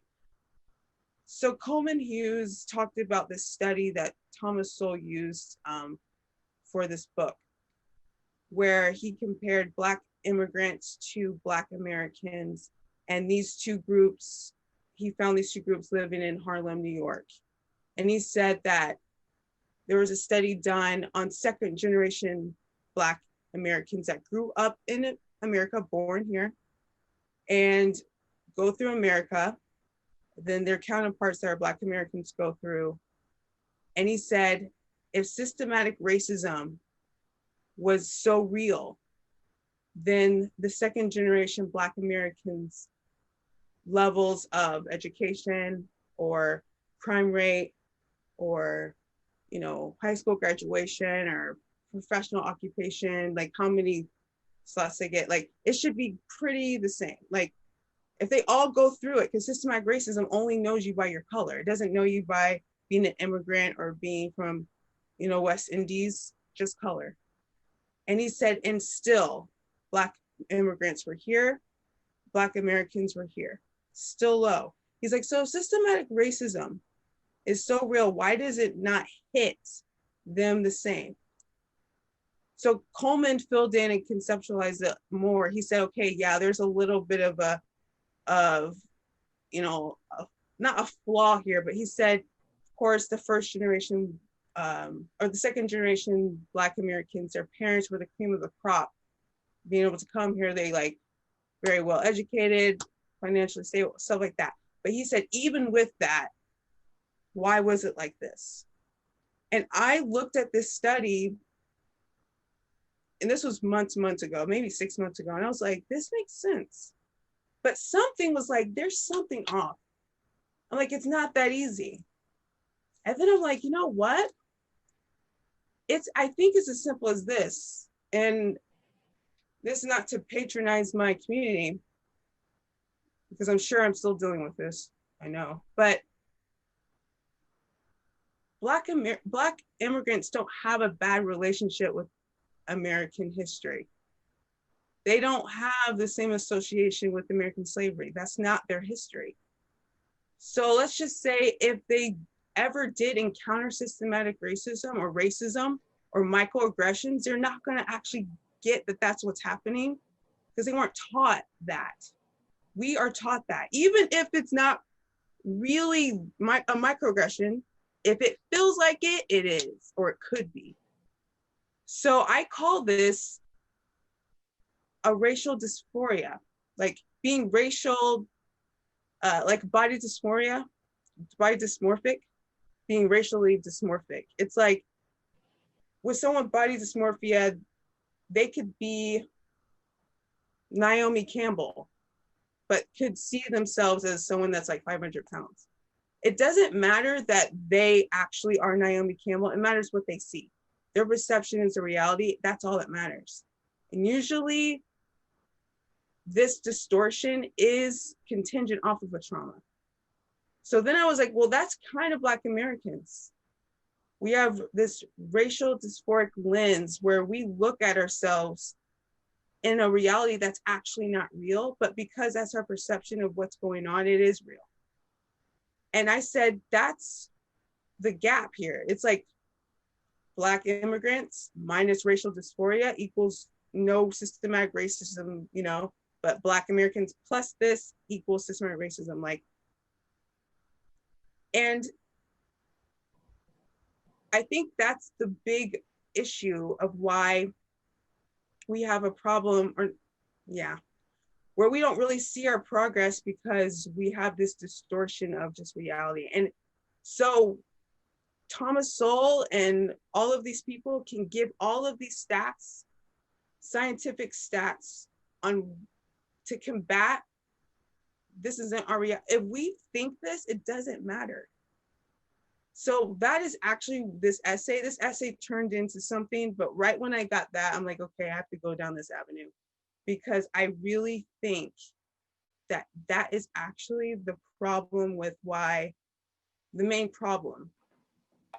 We carry this racial dysmorphic lens, this Black consciousness, and it's inherited in us. And then we pass it down to generation to the kids in Chicago, to the kids in Gary, to the kids in Columbus, where, like Frantz Fanon said in his book, Black Mask, White Skin, or Black Skin, White Mask, he said that when Black people are passed down this Black consciousness, they aren't an individual that has a consciousness that develops through time where it makes them an individual to see reality as it is, like where they're a person carrying a conscience, not vice versa. But when a Black person gets this inherited consciousness, they become an object of it. Like they're the body that holds this, they're the vessel of it. It's not even them in it. It's what they've been told they are.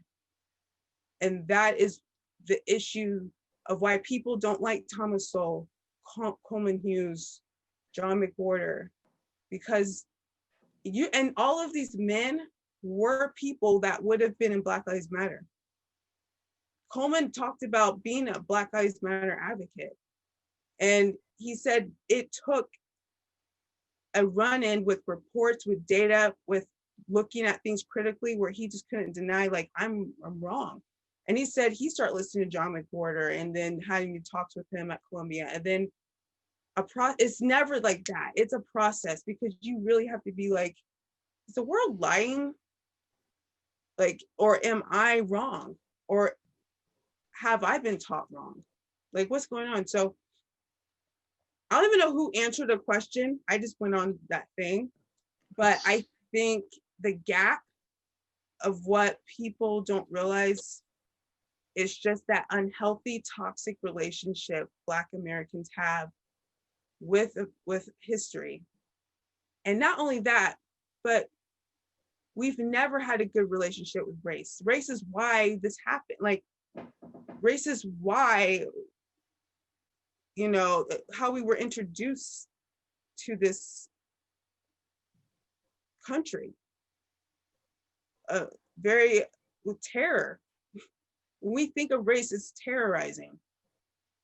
So my qualm is, why are we wanting to learn more about the thing that was terrorizing us for centuries? Why do we want other people to look at us and see Black? Wouldn't we want colorblindness?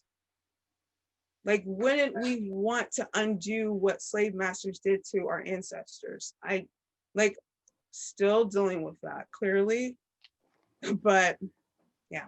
Go ahead, Darius. I was gonna say, like, the only thing I seen like with that's kind of like a big flaw is that African immigrants never went through propaganda. So Black Americans went through decades and decades of propaganda through the media, through American media, which was controlled by white people.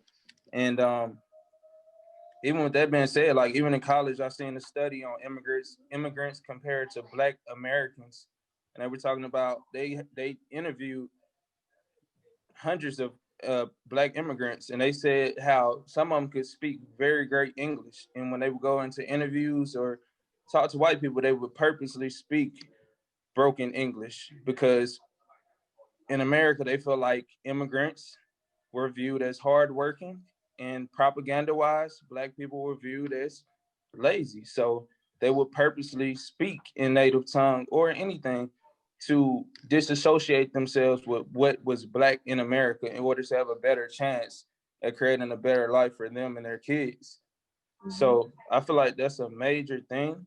I don't know. I don't feel like I never looked at personally, I never looked at race as this terrifying thing. Even growing up in Nashville, I mean, I grew up in the 37208 zip code, which is like the largest incarceration rate for Black people in the whole entire United States. Mm-hmm. And, you know, I went to college and stuff like that, but I still had a whole lot of friends and classmates, like they didn't make it. And I mean, I honestly feel like I did make it because I was able to play sports. So I was able to get a scholarship to play football. I mean, I feel like coming from the school I came from, you know, there were not a lot of options. And it was an underfunded school. I mean, there were times when my principal had to come in just to be a sub because none of the substitutes in the district even wanted to come substitute our school. So I mean, I can't think about how many days I missed out on education that wouldn't have dare happened at a white all white school. And that's just, I mean, that the facts are the facts. We have underfunded schools and an underfunded school system, and it has been a systematic problem. I don't think that I can see where you're coming from, but in my opinion, just a nuance, I had to ask myself, are millions of Black people really just delusional? Are millions of white people really just delusional and completely have been, bamboozled? And we have hundreds of years of history, hundreds of years of data collected by white people who don't necessarily like Black people or have any, scientists. They don't go, not for the last couple of years. If you're like a criminologist, you're not going into a study like, hey, I'm trying to prove that Black people are, being discriminated against. You just conduct the study. And then somebody else across the field, they conduct the study too. And it's peer reviewed and it's seen as fact. So like just being in criminology courses throughout college, statistically, there definitely is something that's wrong with our system. And in my courses, I mean, Black, white, whatever race was in the class, 100% agreed when we sat down and looked at the statistics. But I feel like too many times, like we get away from the stats of things and we start to like put in like personal experience. I don't mean to go on like a long rant or nothing, but we started putting in a lot of personal experience into things. And it's like, we just got to look at the data, the UCR reports and all these other, like, these are professionals going around collecting data on the very thing we talk about. And it's supporting, I mean, honestly, it's supporting systematic racism. Yeah, when I say racial dysmorphia, I don't mean like we're delusional.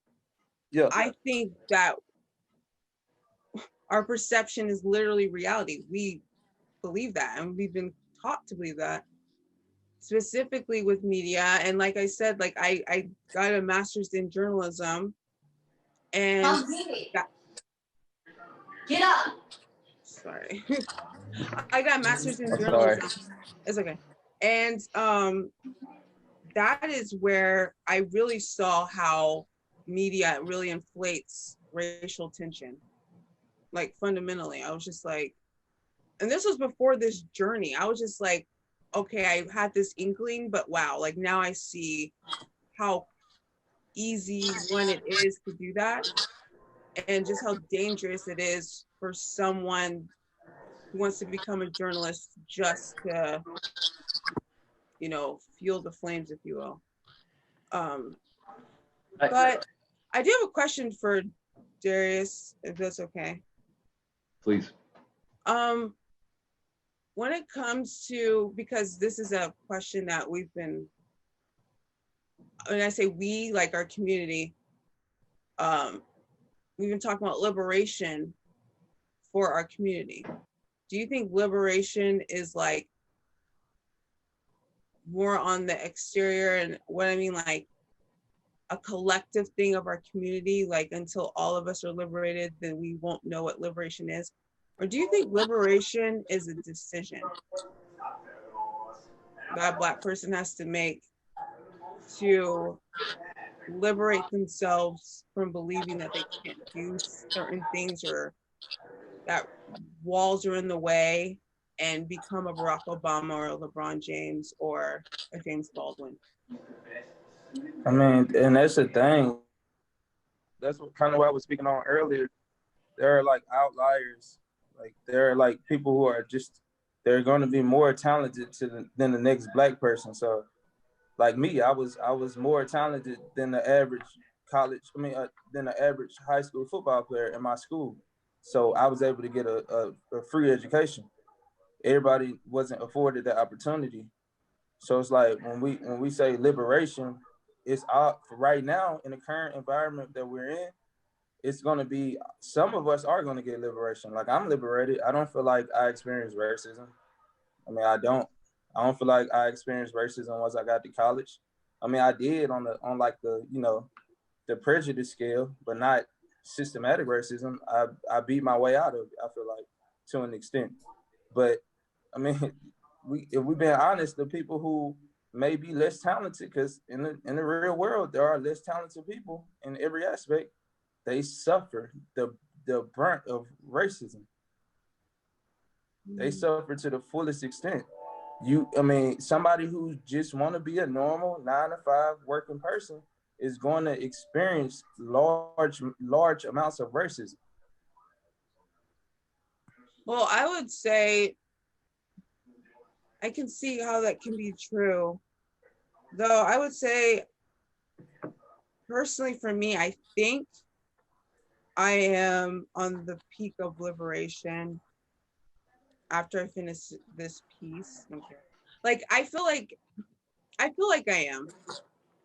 I've dealt, even if I do deal with racism, I still don't feel like, well, I'm not free yet. I still just feel like that's their issue. Like that has nothing to do with me, you know?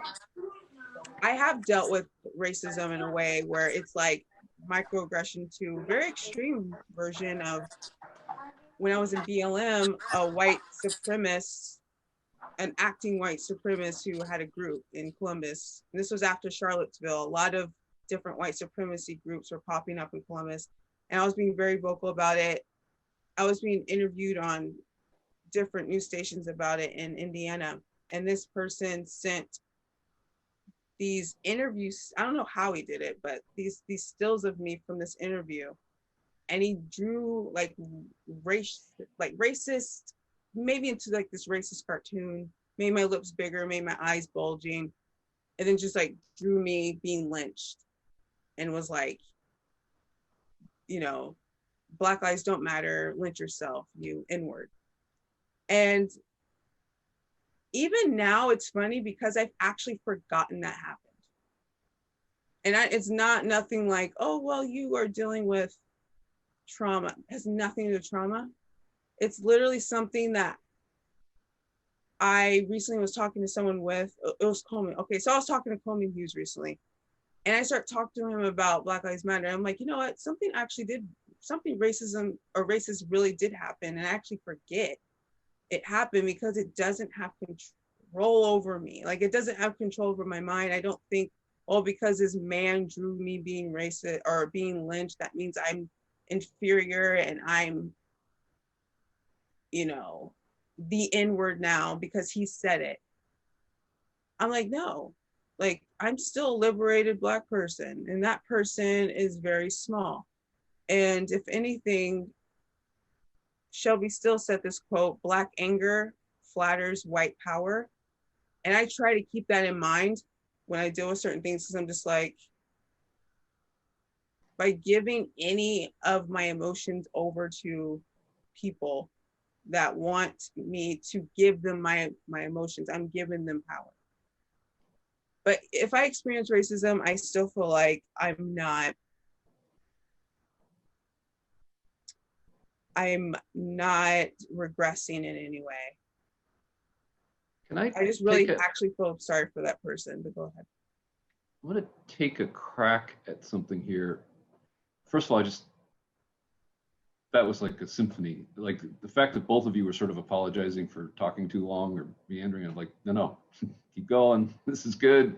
This is exactly why we do this. But I wanted to jump in because, in a sense, I'm sort of hearing two conversations, and there's some overlap, but they're in some ways different conversations. And it kind of goes back to that thing I was trying to bring up earlier about your comment, Brittany, where you were saying that, you know, growing up in Columbus was a very specific experience. You recognize there might be differences in Gary or in North Nashville, right?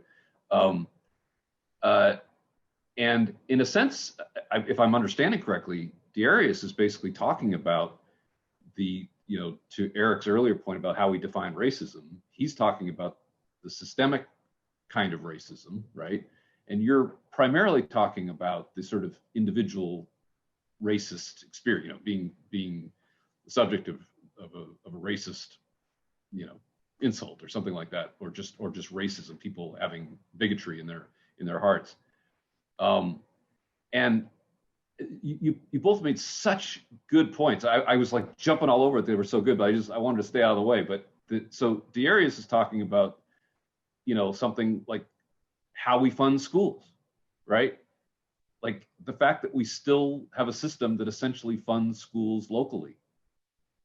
It creates these inequalities. If schools are funded, all the money went into a pot and it was funded statewide, for example, we'd have a very different approach to schooling. But because school districts are so balkanized, we've got all this, we have white flight, we have all these things that are happening. That's a systemic problem, right? And there's clearly a strong racial component to the fact that we have certain school districts that are almost 100%, either Black or people of color. And, obviously the lots of examples of redlining and when the interstates were built, where the land that they were put on and dividing communities and all the stuff that has been well cited. There clearly were at least some racial components to a lot of those decisions, and at least some of them probably still are, right? So that's true, right? And counteracting that is going to require systemic solutions, like the example I just gave, right? Like maybe we rethink how we fund public education. The fact that schools are funded based on, what town you live in, or even what neighborhood you live in. Perhaps we rethink that and equalize funding, as an example. Now, before that, you said something that I had never heard before. You're using this term, right? Racial dysmorphia, or but that as a concept. And you introduced the concept of trauma, and you were sort of comparing it to you used the example of someone who has body dysmorphia. And it occurred to me that, like, so in a therapeutic setting, right? If we were talking about therapy or something, and someone comes into a therapeutic environment having been the victim of some kind of trauma, I'm not a therapist, but as I understand it, the most important thing to do is to make sure that they have the experience, that their experience is validated, that they have the experience of being able to talk to an empathetic audience, and have essentially whatever they say about their experience of that be validated for them. It's a very important first step toward healing from trauma. So you have sort of you're trying to do two things at once in that sort of therapeutic setting, which is you're trying to make sure that the person feels heard, and make sure that however it is that they describe their trauma, that is real, right? That you're hearing it as if it's true and real, and they need to have that experience in order for them to create that empathic bond where healing can come from. And then, hopefully over time, as trust develops, you're helping that person develop the skills, develop the resiliency, develop the sort of mindset, whatever it is, to help them begin to create distance between themselves and the trauma that they experience, so that they reach some point where they're healthy and thriving, and they no longer identify with that trauma, right? But first they have to have the experience that they're validated in that trauma. And so it seems like, at a very, very individual level, this idea of simultaneously acknowledging the pain, the anger, the justified anger, the genuine trauma of America's history on race and slavery, and trying to develop a narrative of resiliency. And Darius used the sort of the bootstrap thing is almost like a throwaway, right? Because like bootstrap is cutting to the solution too quickly, right? So you got to pull yourself, right? It's not the first steps. You have to acknowledge it. You have to validate. You have to show that you understand the hurdles that a person has to overcome when they're born a certain color, particularly in a certain part of certain parts of this country. So it's almost like if we took what you said and what he said and we put them into one thing, we would have something like the thing. Mm-hmm. Yeah. And I mean, I would say that's the beauty of Black experience and Black people having different, point of views, because you're saying there's something that we're getting at, and because we talked about something from different angles, you're like, so yeah, I love this. I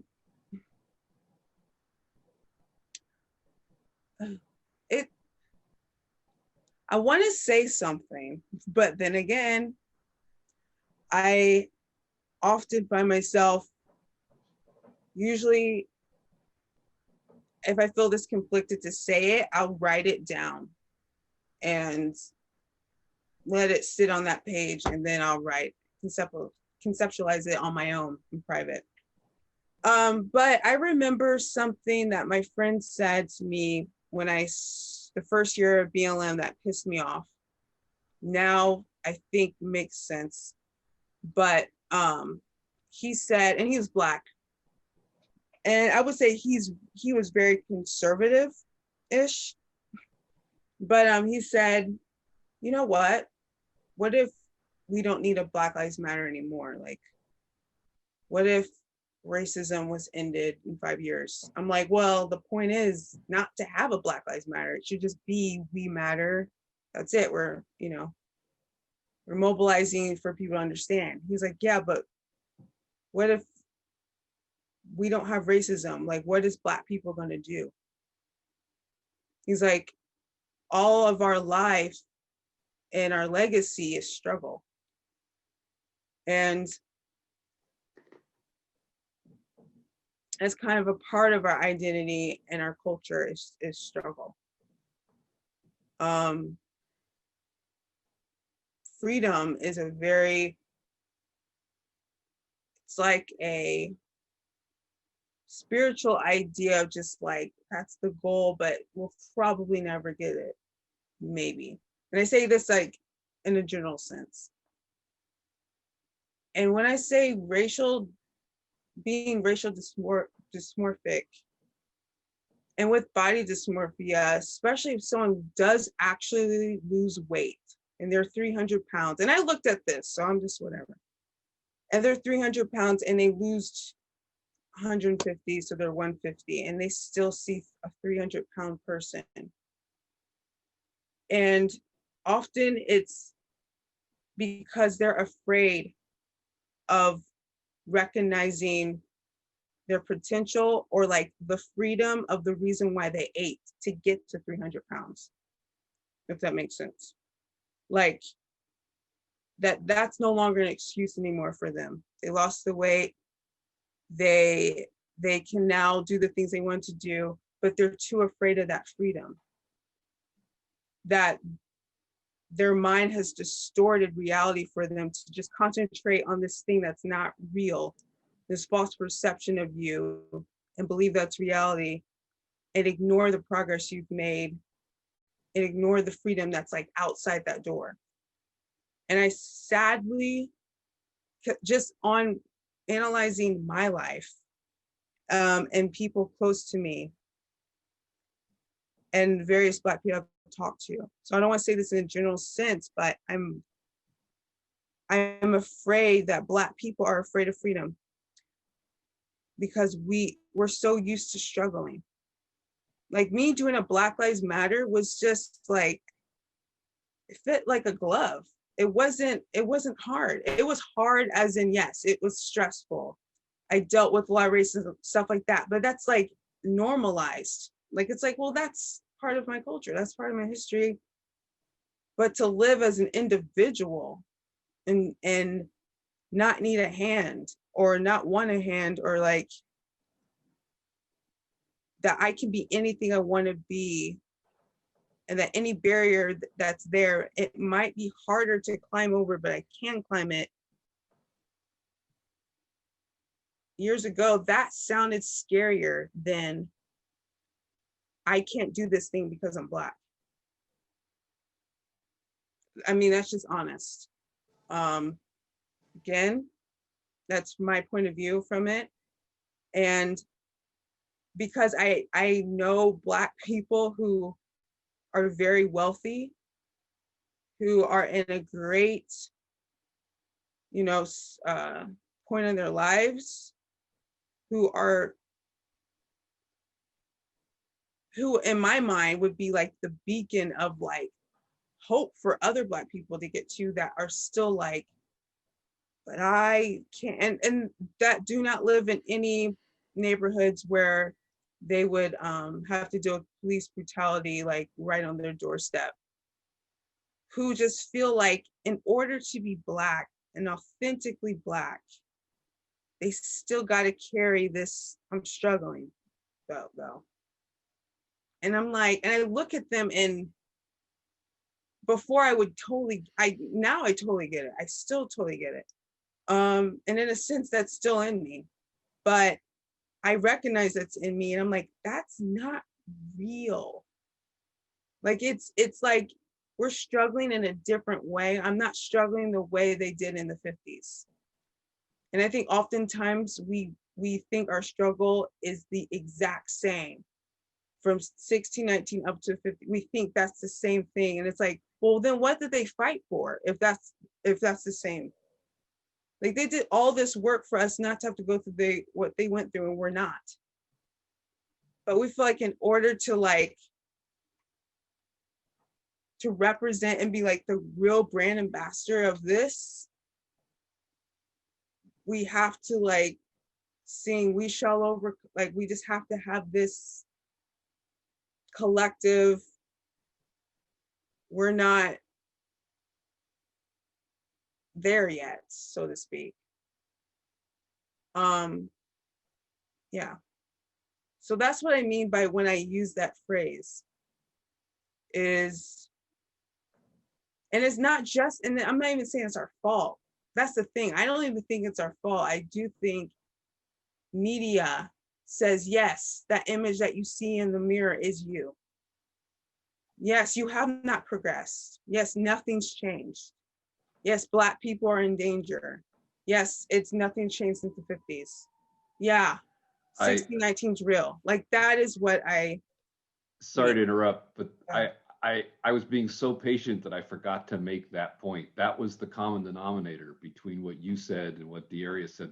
That was the thread I meant to bring together, and I forgot to because I was being so good I wasn't interrupting.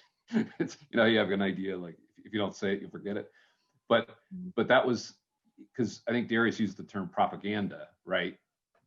But I was hearing the same thing, which is you're talking about media, you're talking about certain portrayals, these signals that are being sent to particularly young Black Americans, where you start to believe what you're being told. And Darius made the same point, but saying it from the other perspective. And to me, that was like the thread that knitted together the two points that you guys were making. But Darius, you were trying to get in.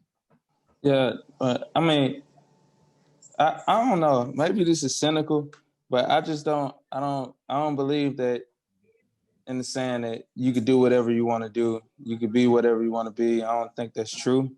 I don't think there's too many LeBrons just like running around, or like even Barack Obama's or Martin Luther King's. That's like once in a generation talent. Like not anybody can do that. There's not a lot of Steve Jobs running around and stuff like that. These are people who are like executing on a different level than millions. So I feel like selling a Black kid or any kid, I feel like you should motivate them to do what they want to do and tell them that there's a possibility they can do it.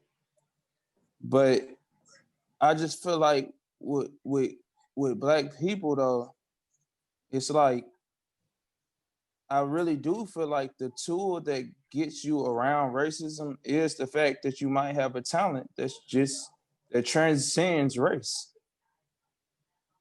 that makes people forget about you Black. I mean, even Alabama, when they didn't want to have Black players, the thing that broke that, and the reason why they start allowing Black players to play at Alabama is because players from USC came down and they were Black and they beat Alabama. So they had to overlook the fact that, hey, you Black. Well, the coach said, I don't care if you Black no more. Whatever I can do to win games. So it like they transcended race. And then as far as the propaganda and the media, it's kind of like I had a thought, I kind of lost it, but as far as propaganda and the media with Black people, it's been going on for years, and it's kind of like it's been used as a political weapon now. Like before I even got to college or whatever, I thought that we were like one of the most violent generations to walk the face of the earth. And then you look at the stats, and crime rates have been dropping the last couple of decades. If you looked at the news, you would think crime is going up. So it's kind of like, you know, we've been force fed this society, and it's been used as a political tool. Like throughout the 90s, they were super, super harsh on crime because they painted this picture of like a, you know, it is kind of America is racist, but they painted this picture of the Black super predator male. And I don't believe that was ever really true. I feel like that there were racist systemic issues that caused a lot of Black males in certain areas to have to act a certain way and do certain things in order to try to prepare their family. Because at the end of the day, we can't forget the American dream is to make it and be able to take care of your family.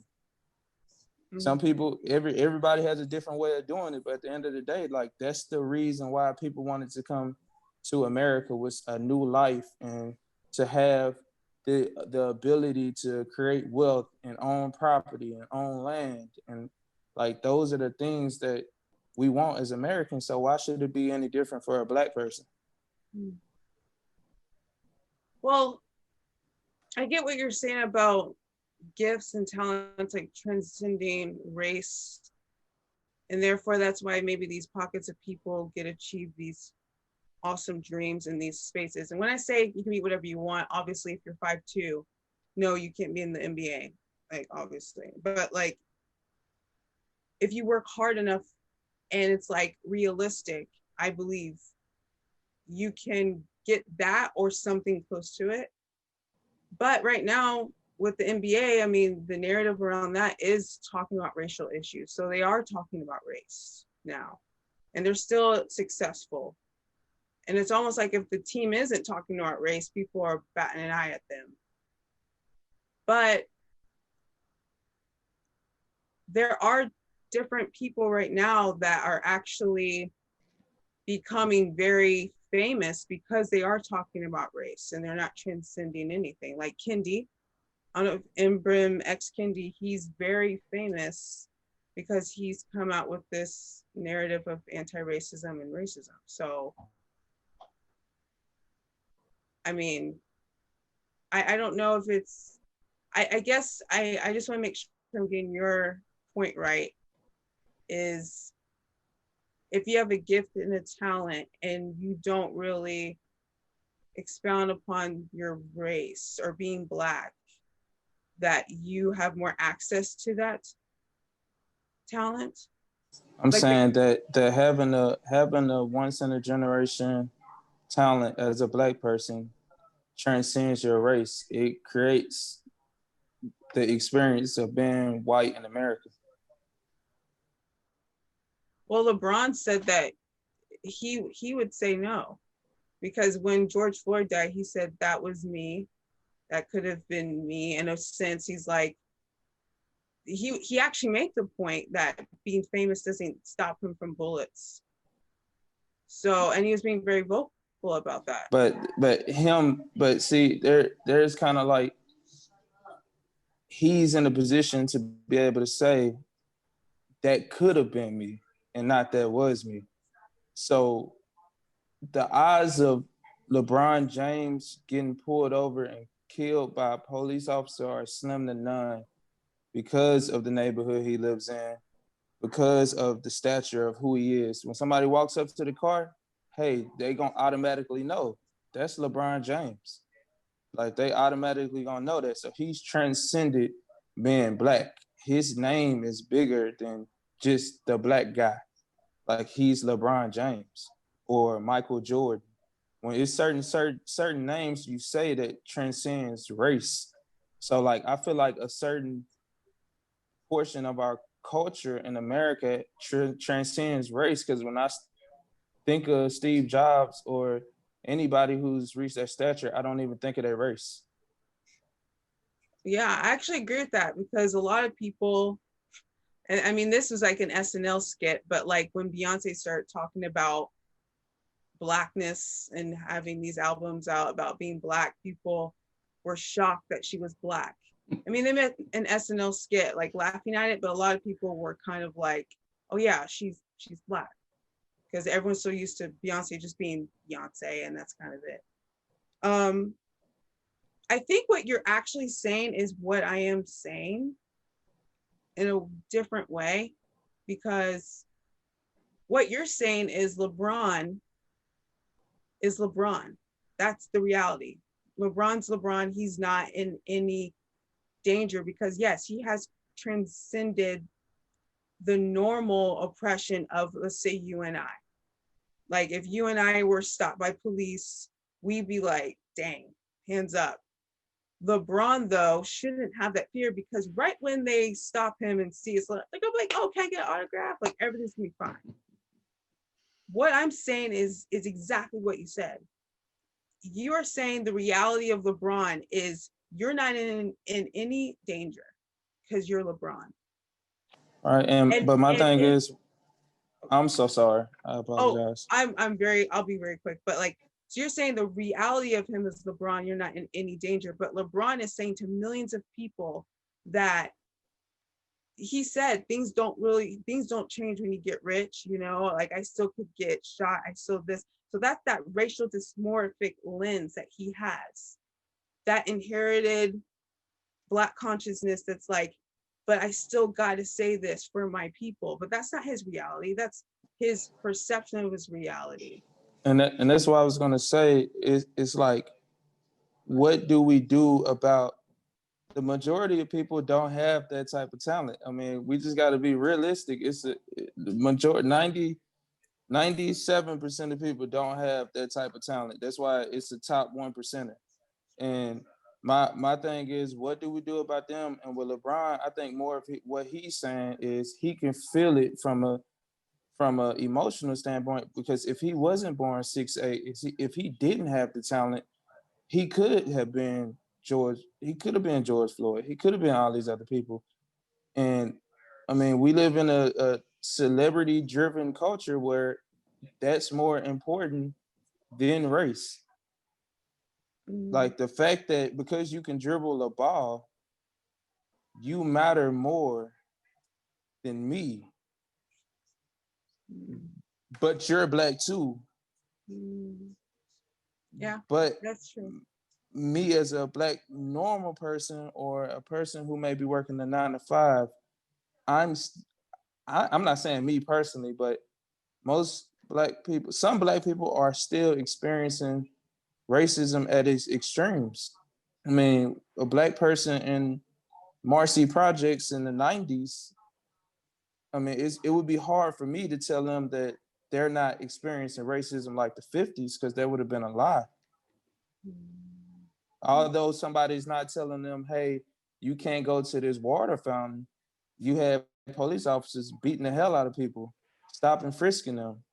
I mean, you still had racism like the 50s. Let's do this. Because I'm also thinking of you being on the Eastern time zone, Brittany. I want to make sure we don't. It was 10 o'clock. I was Well, like, this is so good. This is so good. I mean, I said to Darius at our last meeting, I said, I'm sorry whenever we make you speak for the entire Black race. It's not fair. Like the fact that the two of you are willing to engage like this, like I think we owe you a debt of gratitude that you're willing to do this, in a sense, because we so often feel unqualified to even speak on the subject, and the fact that you guys are willing to do this is a huge credit to you, and we really appreciate it. But before you got so tired that you weren't able to string thoughts together, I wanted to make sure that anybody who hasn't had a chance to talk but wanted to got a chance to. Yeah, sorry for talking so much. No. Do not apologize, Darius. Yeah. Was needed. Yeah, do not apologize. I'm so grateful. Yeah, I'm so grateful you were willing to engage like that. And frankly, this entire evening could have just been the two of you going back and forth, and we would all be learning something. So, and I hope we do more of that, frankly.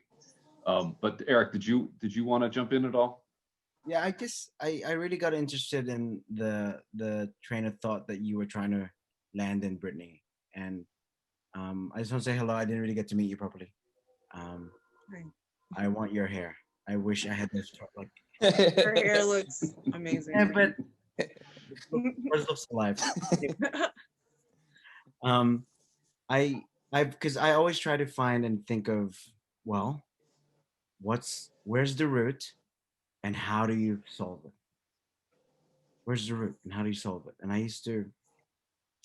I liked when you were talking about microaggressions, and I would also sometimes, I used to get those, but I would get it in some weird way, because I would always post something that will like trigger someone. I like triggering and never responding. I like posting something and like let people fight it out in the comments, and I just laugh.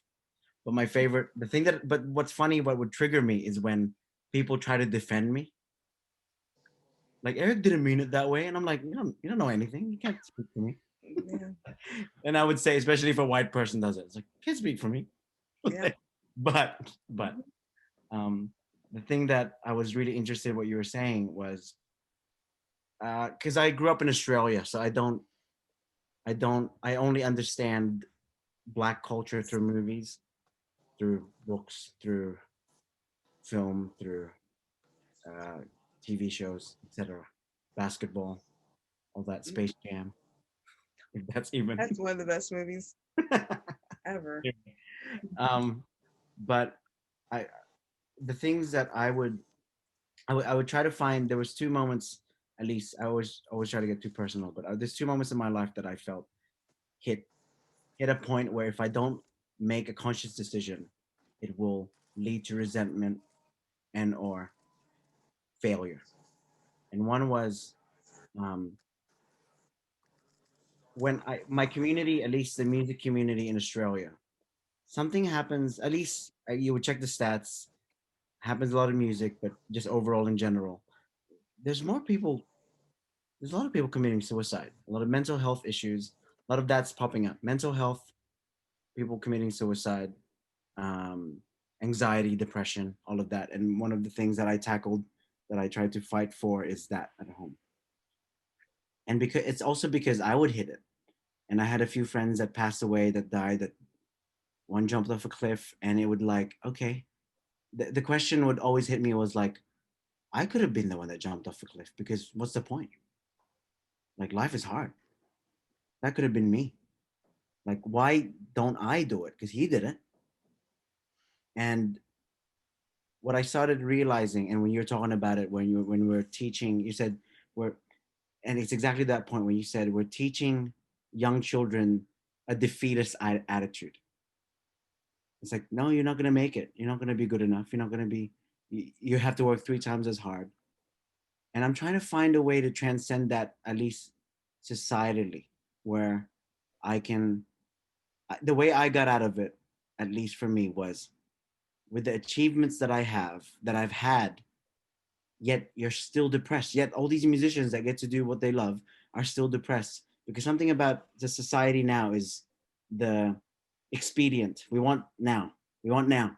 We want the likes now. Doesn't matter if we had 10,000 likes of 2 weeks ago. If I post something now, it's only 2 likes. Heartbreak. Something happens. Mhm. But what I was conscious of doing was, with these achievements that I've had, I look back. I have like this to-do list on my iPhone, and it's nice to just like scroll and be like, oh, that's right. When I feel like crap, when I feel like I can't do anything, it's nice to go, no, that's right. It took a lot of shit to get to that point, and I've achieved all these things. It's easy to forget. But as I'm now trying to think, well, as a young Black American, or just even societally, how do you push for more celebration and gratitude? Because if it's continuous defeatist ideas, or just this constant, your white people will be better than you, you're not gonna achieve the same amount, then of course there's gonna be resentment. And you led to that. You're trying to find this. I love the, like Rod said too, I love that racial dysmorphia that you're talking about. I'm interested to see what you finish writing and all of that. But that's I mean, take away race. I'm just talking about even mental health of people. How do you make people celebrate it? Because right now, when we do celebrate America, which I love, like, as an Australian that only moved there last year, I love America. But I know if someone said that as a white person, it's like, whoa, it's it can it can like, whoa, slow down. Mhm. How do you celebrate? How do you make us celebrate and realize, yes, there was shit, but like you said, you got a president. You guys got a president. The crime rate has gone down. Um, there's more things to celebrate, but we're not. It's exactly what you said. People are not satisfied with what they've had. Like you said, the 10,000 likes wasn't good enough. They need another picture that gets at 10,000 likes. I really think it's perspective, because, to be honest, if I just, and I did this, I mean, I was like going through my life as far as I could remember. And I started with 7 years old, because that's when I had my first run-in with racism. That's when I first realized I was not white, in a way of, I was different. I knew I was brown and Black, but I didn't understand like the racial context of what that meant until an incident happened when I was 7. And then all through my life, though, I went to IU, got my bachelor's, all these things. I had great jobs. I went to NYU. I went to my dream school, lived in my dream city. got into a class where I literally was sitting next to Ta-Nehisi Coates, and all of this achievement I was having. But during my times of Black Lives Matter, I swear I was just like, I had that attitude of nothing's changed. And that was what I would reiterate to the people. Like, you say, and I would even say, yeah, you say we have a Beyonce and an Oprah and a Barack Obama, but that's not good enough. That doesn't absolve racism. That doesn't really speak to what we need now. But now I'm thinking, to be honest, my life, yeah, I dealt with racism. I did. I dealt with a lot of racism, more societal racism. But there was no reason for me to be that self-loathing, to be honest, for my life, because it took me literally at the computer at NYU while I was writing an essay about, different disparities that Black people go through. And I was like, I'm in NYU though. Like, it was just something that clicked, but still I stayed away from that feeling. Like, I was not ready to deal with that. But I was like, is there a contradiction? I was like, nah, keep going. I just think it's perception. And like you said, that you've lived in Australia, and so when you come over here for a year, it's almost like you have like an untainted lens on America. Like, you have no toxic relationship with our history.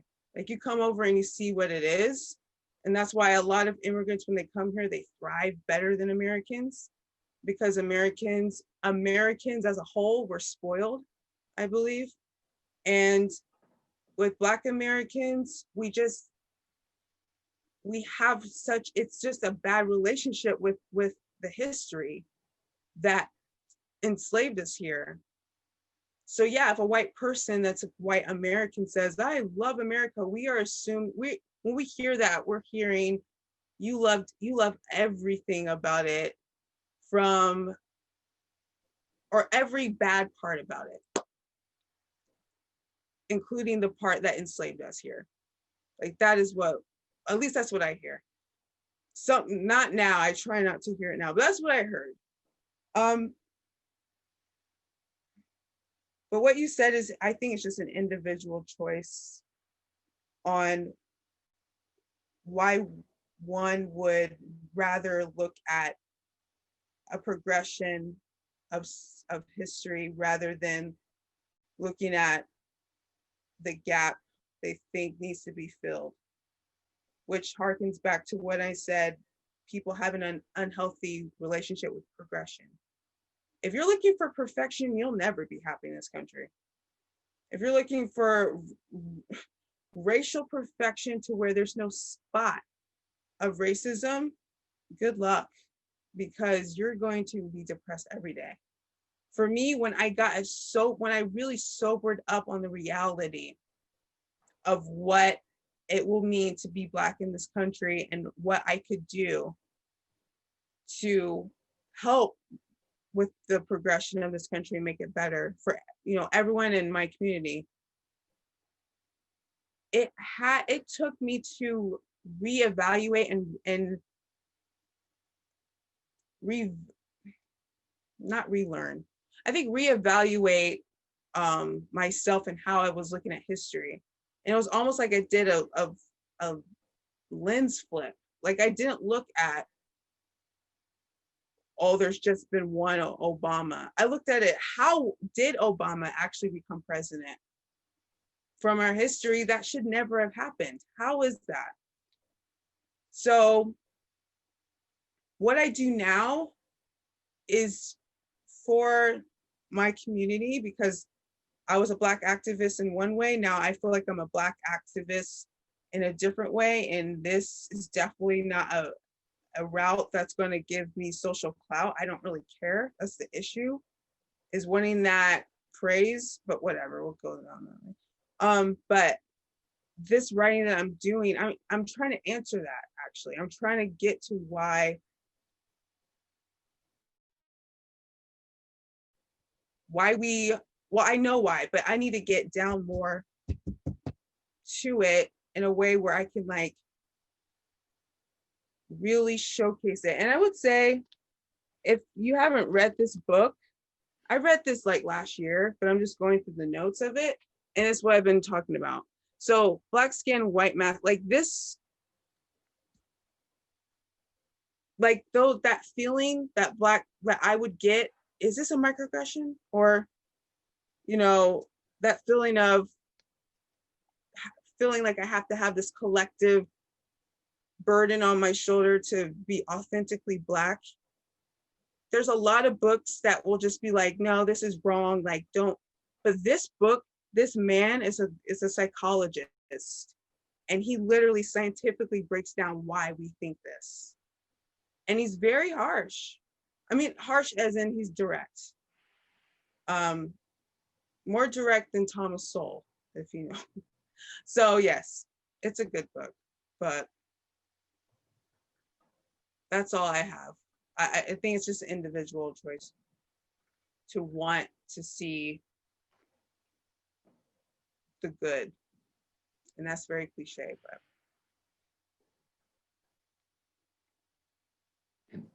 Go ahead, Darius. I almost feel like there's like an abusive relationship though. You know, it's kind of like, well, yeah, he's beating the hell out of me, but you know, he gives me flowers every so often too.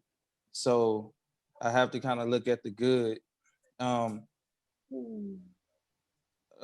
American culture as a whole, I mean, it's kind of, if you build a country off the basis of race, and you build the economy off the basis of race, and the country still exists off the basis of race, and the economy is flourishing, but was built on race, and everything the country revolves around, the media and everything is about these extreme examples of race, then how can you expect the people who were forcibly brought here to be the ones to change the concept of race in America? I mean, it's the people who have power, but are in a system that was built by men, not the power structure.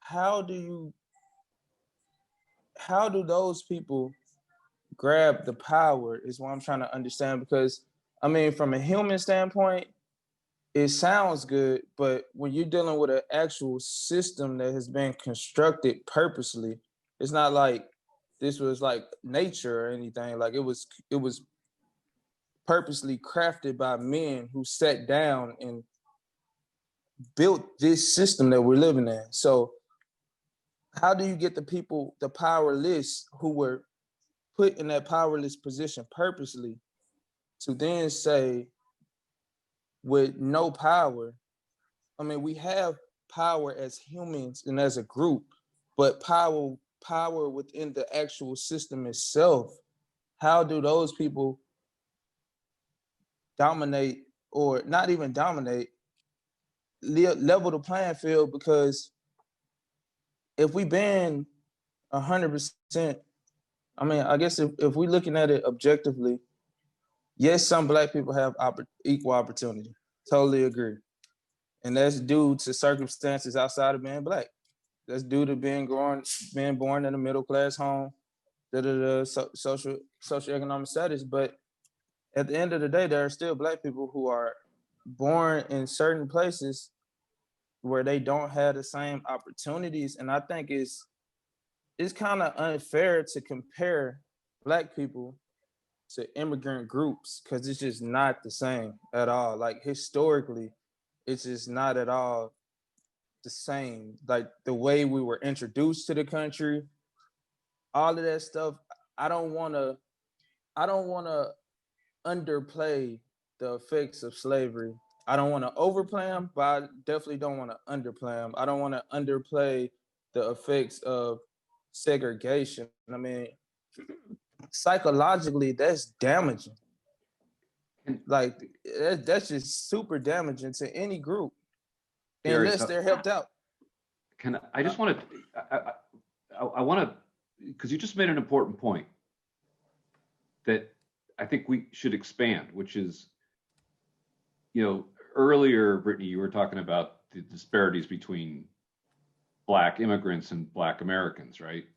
Yeah, but I don't know if Darius was saying this. I was not comparing Black Americans to Black immigrants. Like, that wasn't my study. I was actually critiquing why that study's off.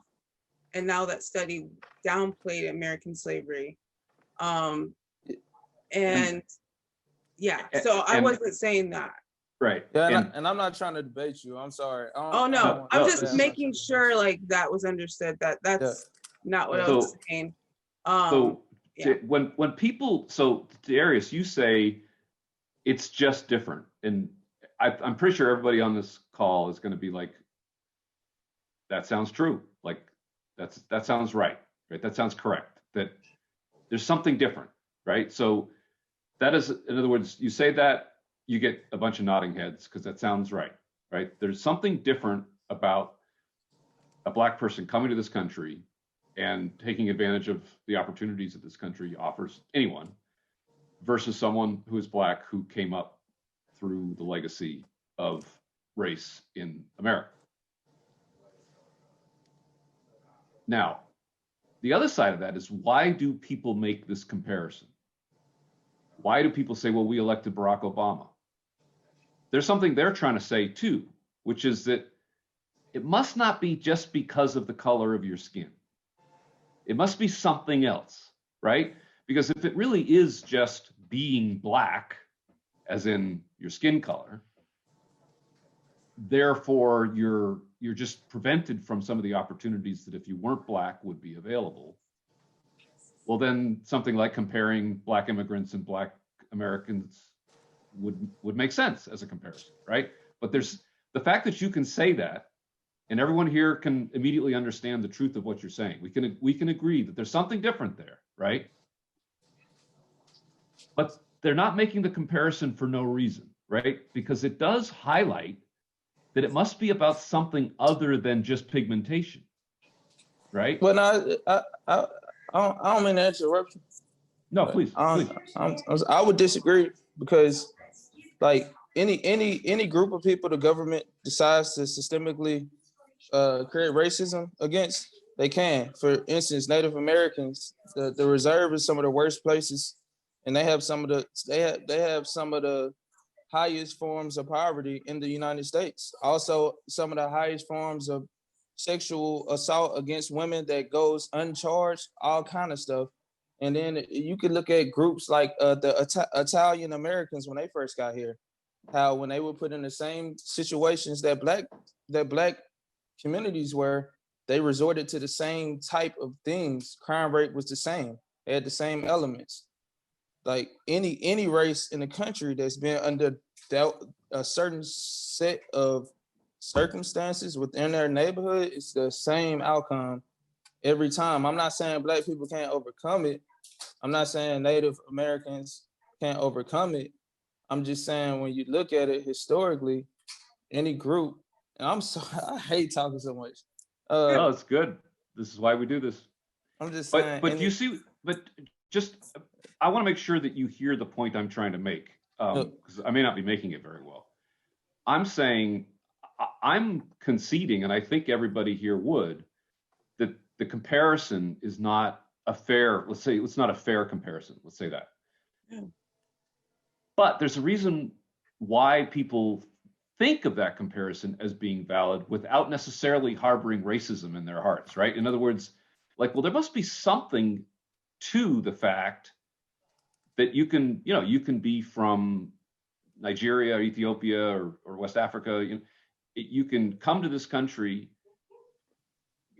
clearly, unmistakably Black. You're unavoidably Black, right? And, before you know it, you're graduating from med school or whatever. And so when people point to that comparison, remember, I'm giving you the point you already made. Like, I'm saying this, there clearly is something different about a Black immigrant and a Black American, right? There's, when you say that, we're all going to agree.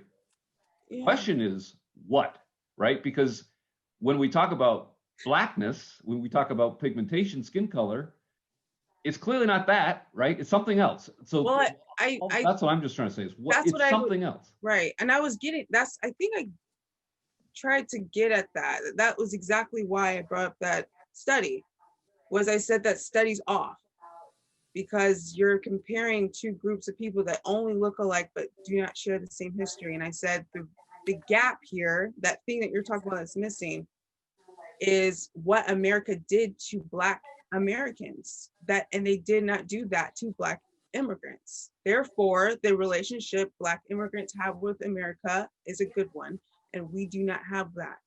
And we do have a toxic relationship with America.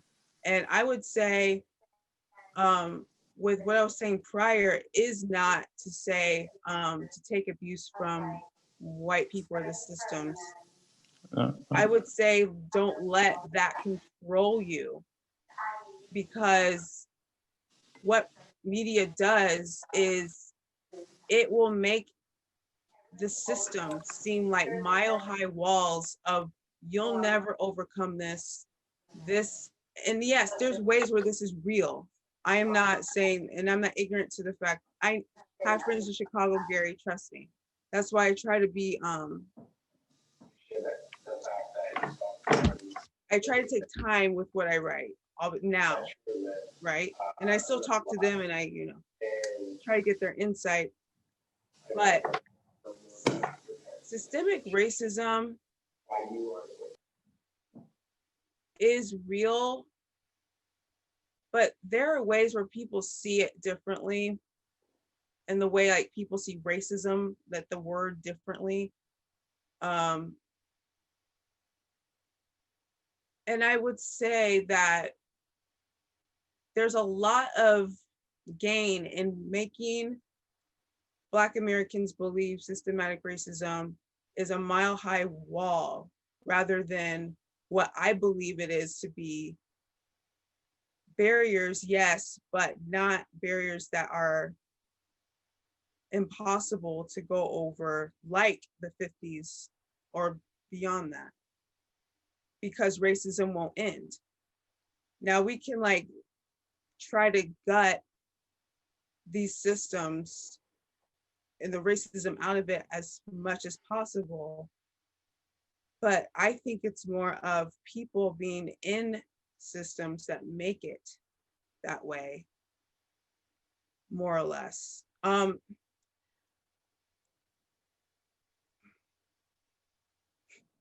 And Let's do this. yeah, go ahead, because I'm going to keep going on, and that we are. Well, this is just so good, because this is why this exists. Is just sort of, this is, this is dialogue. This is how sometimes we don't really know what we think until we say it, right? We have to say it to understand what we even mean when we're saying it. So that's and this topic in particular, right, is like we're kind of groping in the dark, trying to make sense of something that seems so intractable at times. So I'm about to turn into a pumpkin myself, but I want to make sure that I give a chance to Kevin, to Alicia, Anne. Is there anything? I mean, this is actually a little bit of a small group for us, Brittany, and I wouldn't be surprised if it's partly because of the topic we've chosen, right? That I think a lot of people are just, honestly reluctant to do what we're doing, right? What do you normally talk about? Like everything and anything that's interesting. We talk about men and women, we talk about politics, we talk about culture, we talk about meaning, we talk about just anything that makes modern life complicated. Mm-hmm. We had Kat Rosenfield on not too long ago because she'd written a really interesting article about consent, and it was a fantastic conversation. So yeah, we had, I think I showed you, we had Chris Arnatti on talking about, the front row and back row America. We had Paul Vanderklay on recently, who is a Christian Reformed pastor who's engaging with atheists and non-believers openly on YouTube and doing some really interesting stuff there. So yeah, we when we have special guests, we like to talk to people who have thought deeply about a particular subject, but who are sort of confounding expectations. You know, they're not just saying the thing you'd expect them to say. And then we have our regular conversations, which is about everything. We try to keep it personal too. We try to share from our actual lives so that we get to know each other and care about each other and help each other. But having said that, how about it? Anybody here want to chime in before we call it a night? Yes, I might ask a question. I was interested in what you were saying about how Black people might be scared of freedom, and how, you know, they have like an identity linked to the suffering in their past, and then they don't know where to go beyond that. And so I'm wondering, like, how could, I mean, it's a huge question, but like, how, maybe if I make it more personal to you, like, how do you feel like you could reinvent your narrative so that it's not dwelling on the victimization, but that it's moving forward? Like, what might that look like for you? And how would you approach that? I don't have an answer, and good night. Just kidding. This is actually so he's like, bye.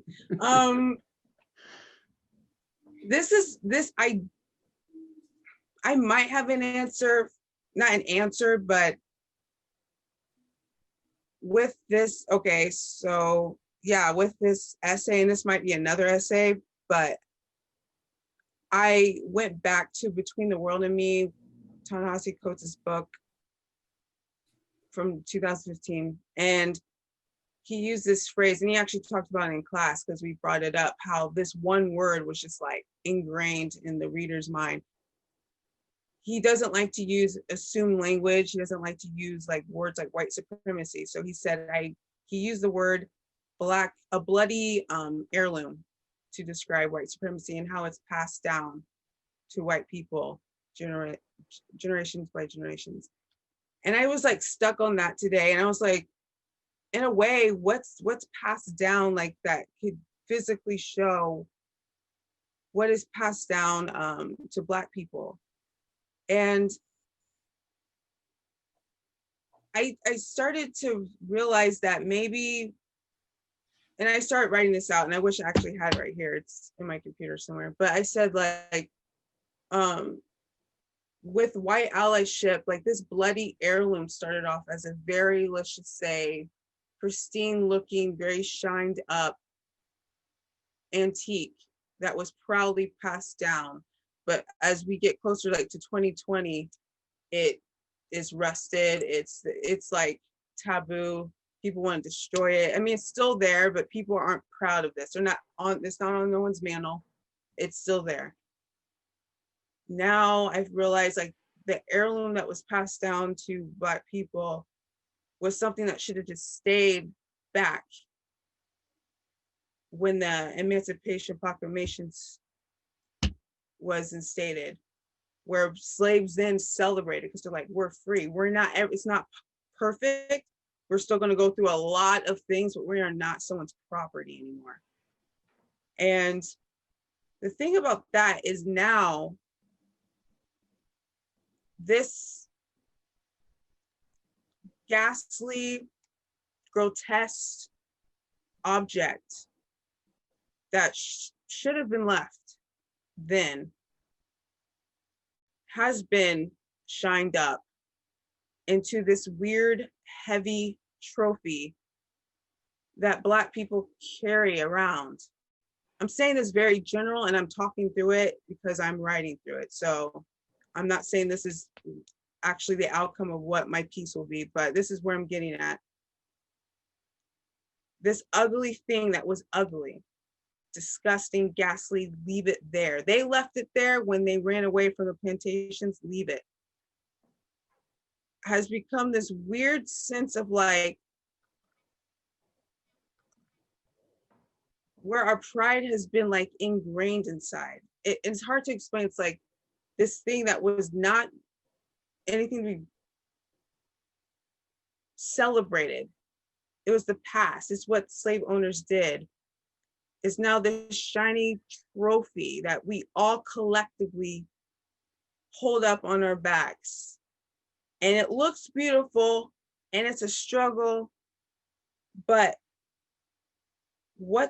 like, why are we carrying this? Like, and then when someone leaves or decides like, I'm not going to be burdened by this anymore, or realize I don't have to do this, like, I don't have to be under this weight, leaves, then they're marked as a coon or Uncle Tom or anti-Black or white. And they might come back like a Thomas Sowell and be like, guys, put it down. Just put it down. This is nothing that we need. Like, our freedom started then. It was ugly the way it started, but our liberation is not something that we're trying to get to. Our liberation actually was that. And we could use, and through time, that's the vessel that we should have been in, not that we're in the struggle. Like, the struggle stopped at when the chains broke off. But I feel like because we've never really realistically been free, like white people have been free, we're more accustomed or more comfortable with staying burdened. Like, I don't even know if there's been a real conversation about what we would do if we got free. Okay, we get free, whatever that means. Now, what are we doing? What programs are we doing? What research? Like, what does that even mean after the hump, after we overcome? It's almost like we're stalling. It feels like it's like right when we get Obama, no, keep the weight on. It doesn't make sense. And I know I'm not making any sense, so sorry. But yes, you are. I Yeah. mean, you know what? It's like easier to stay where you are because you know that and it's comfortable. It's like a victim narrative with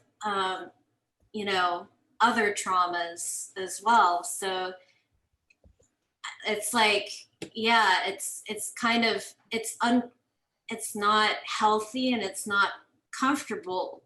Well, it's not healthy and it's not the best thing to do, but it's the most comfortable thing to like stay where you are, even though that means that you're just like cycling through this oppression again.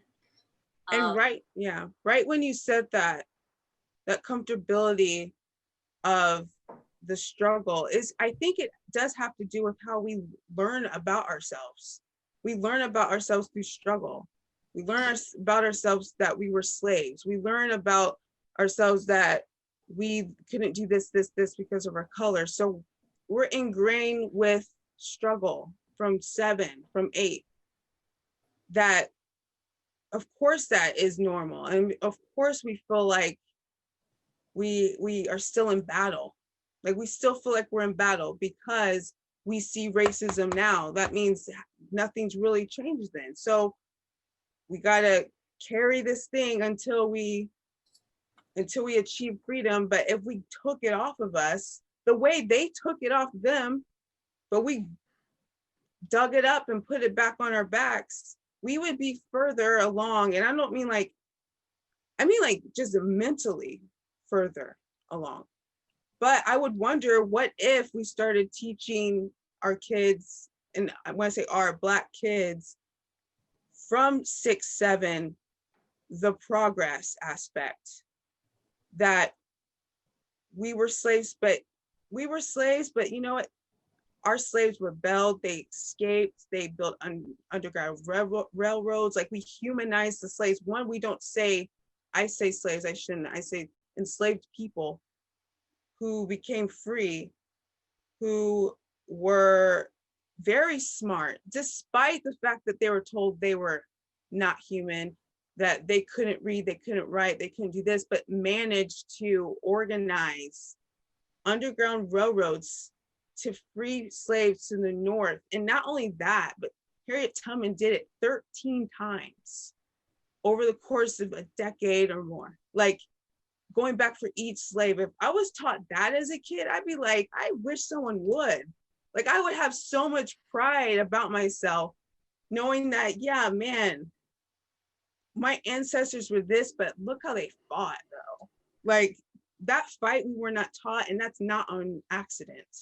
I don't think that's on accident. I think that's very purposely we're taught that way about ourselves through school. This is too good a place to not stop here. That's too good.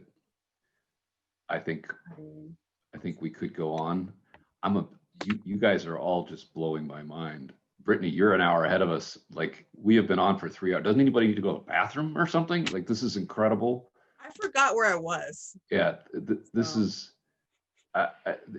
you are doing something so important. We're going to hear a lot more from you. You keep apologizing for, just kind of meandering and sort of following with the thought where it takes you. Do not apologize for that. We need way more of this. It takes an incredible amount of courage to think out loud publicly, particularly on difficult subjects.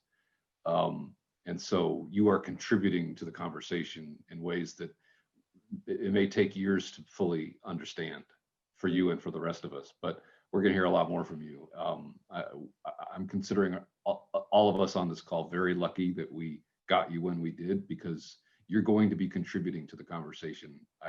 I can say that as an old guy who sort of can see how things play out. We're incredibly lucky that you've given us as much time as you have tonight. I have to say, shout outs to Darius though, because like, that exchange is really, that you got me thinking about certain things that I might have misstepped. And I'm like, I got to go back on my notes. Darius got me together. But I appreciate you in this dialogue, and everyone. This was great. No, I appreciate you. You really got me thinking too. And to both of you, thank you so much. We recognize that we made you do a lot of heavy lifting here tonight. And so we're very grateful that you were willing to do this and to openly exchange differing points of view and do it respectfully and with all kinds of nuance and depth. So just what a delightful, interesting conversation. We're extremely grateful. Thank you. And we hope to hear much more from you. So everybody support Brittany. She's got a Twitter. She's got Brittany King. Well, no, what are you on Twitter? It's King Talissa. That's So right. King Talissa. And she has this is in the notes that I sent in the invite, but she has the YouTube channel American Shade. She's been having some very interesting conversations. I know you have an upcoming conversation with Coleman Hughes. Is that right? Yeah, next Wednesday. Yeah. That's exciting. That'll be great. Yeah. And before long, you'll be talking to Jordan Peterson and who all else. So you're all invited. Yeah, it'll be great. All right, I'm about to turn into a pumpkin, so I'm going to call it. Thank you very, very much, everyone, and thank you, Brittany. All right. Bye. Good night, Bye, everybody. Yeah. Bye-bye.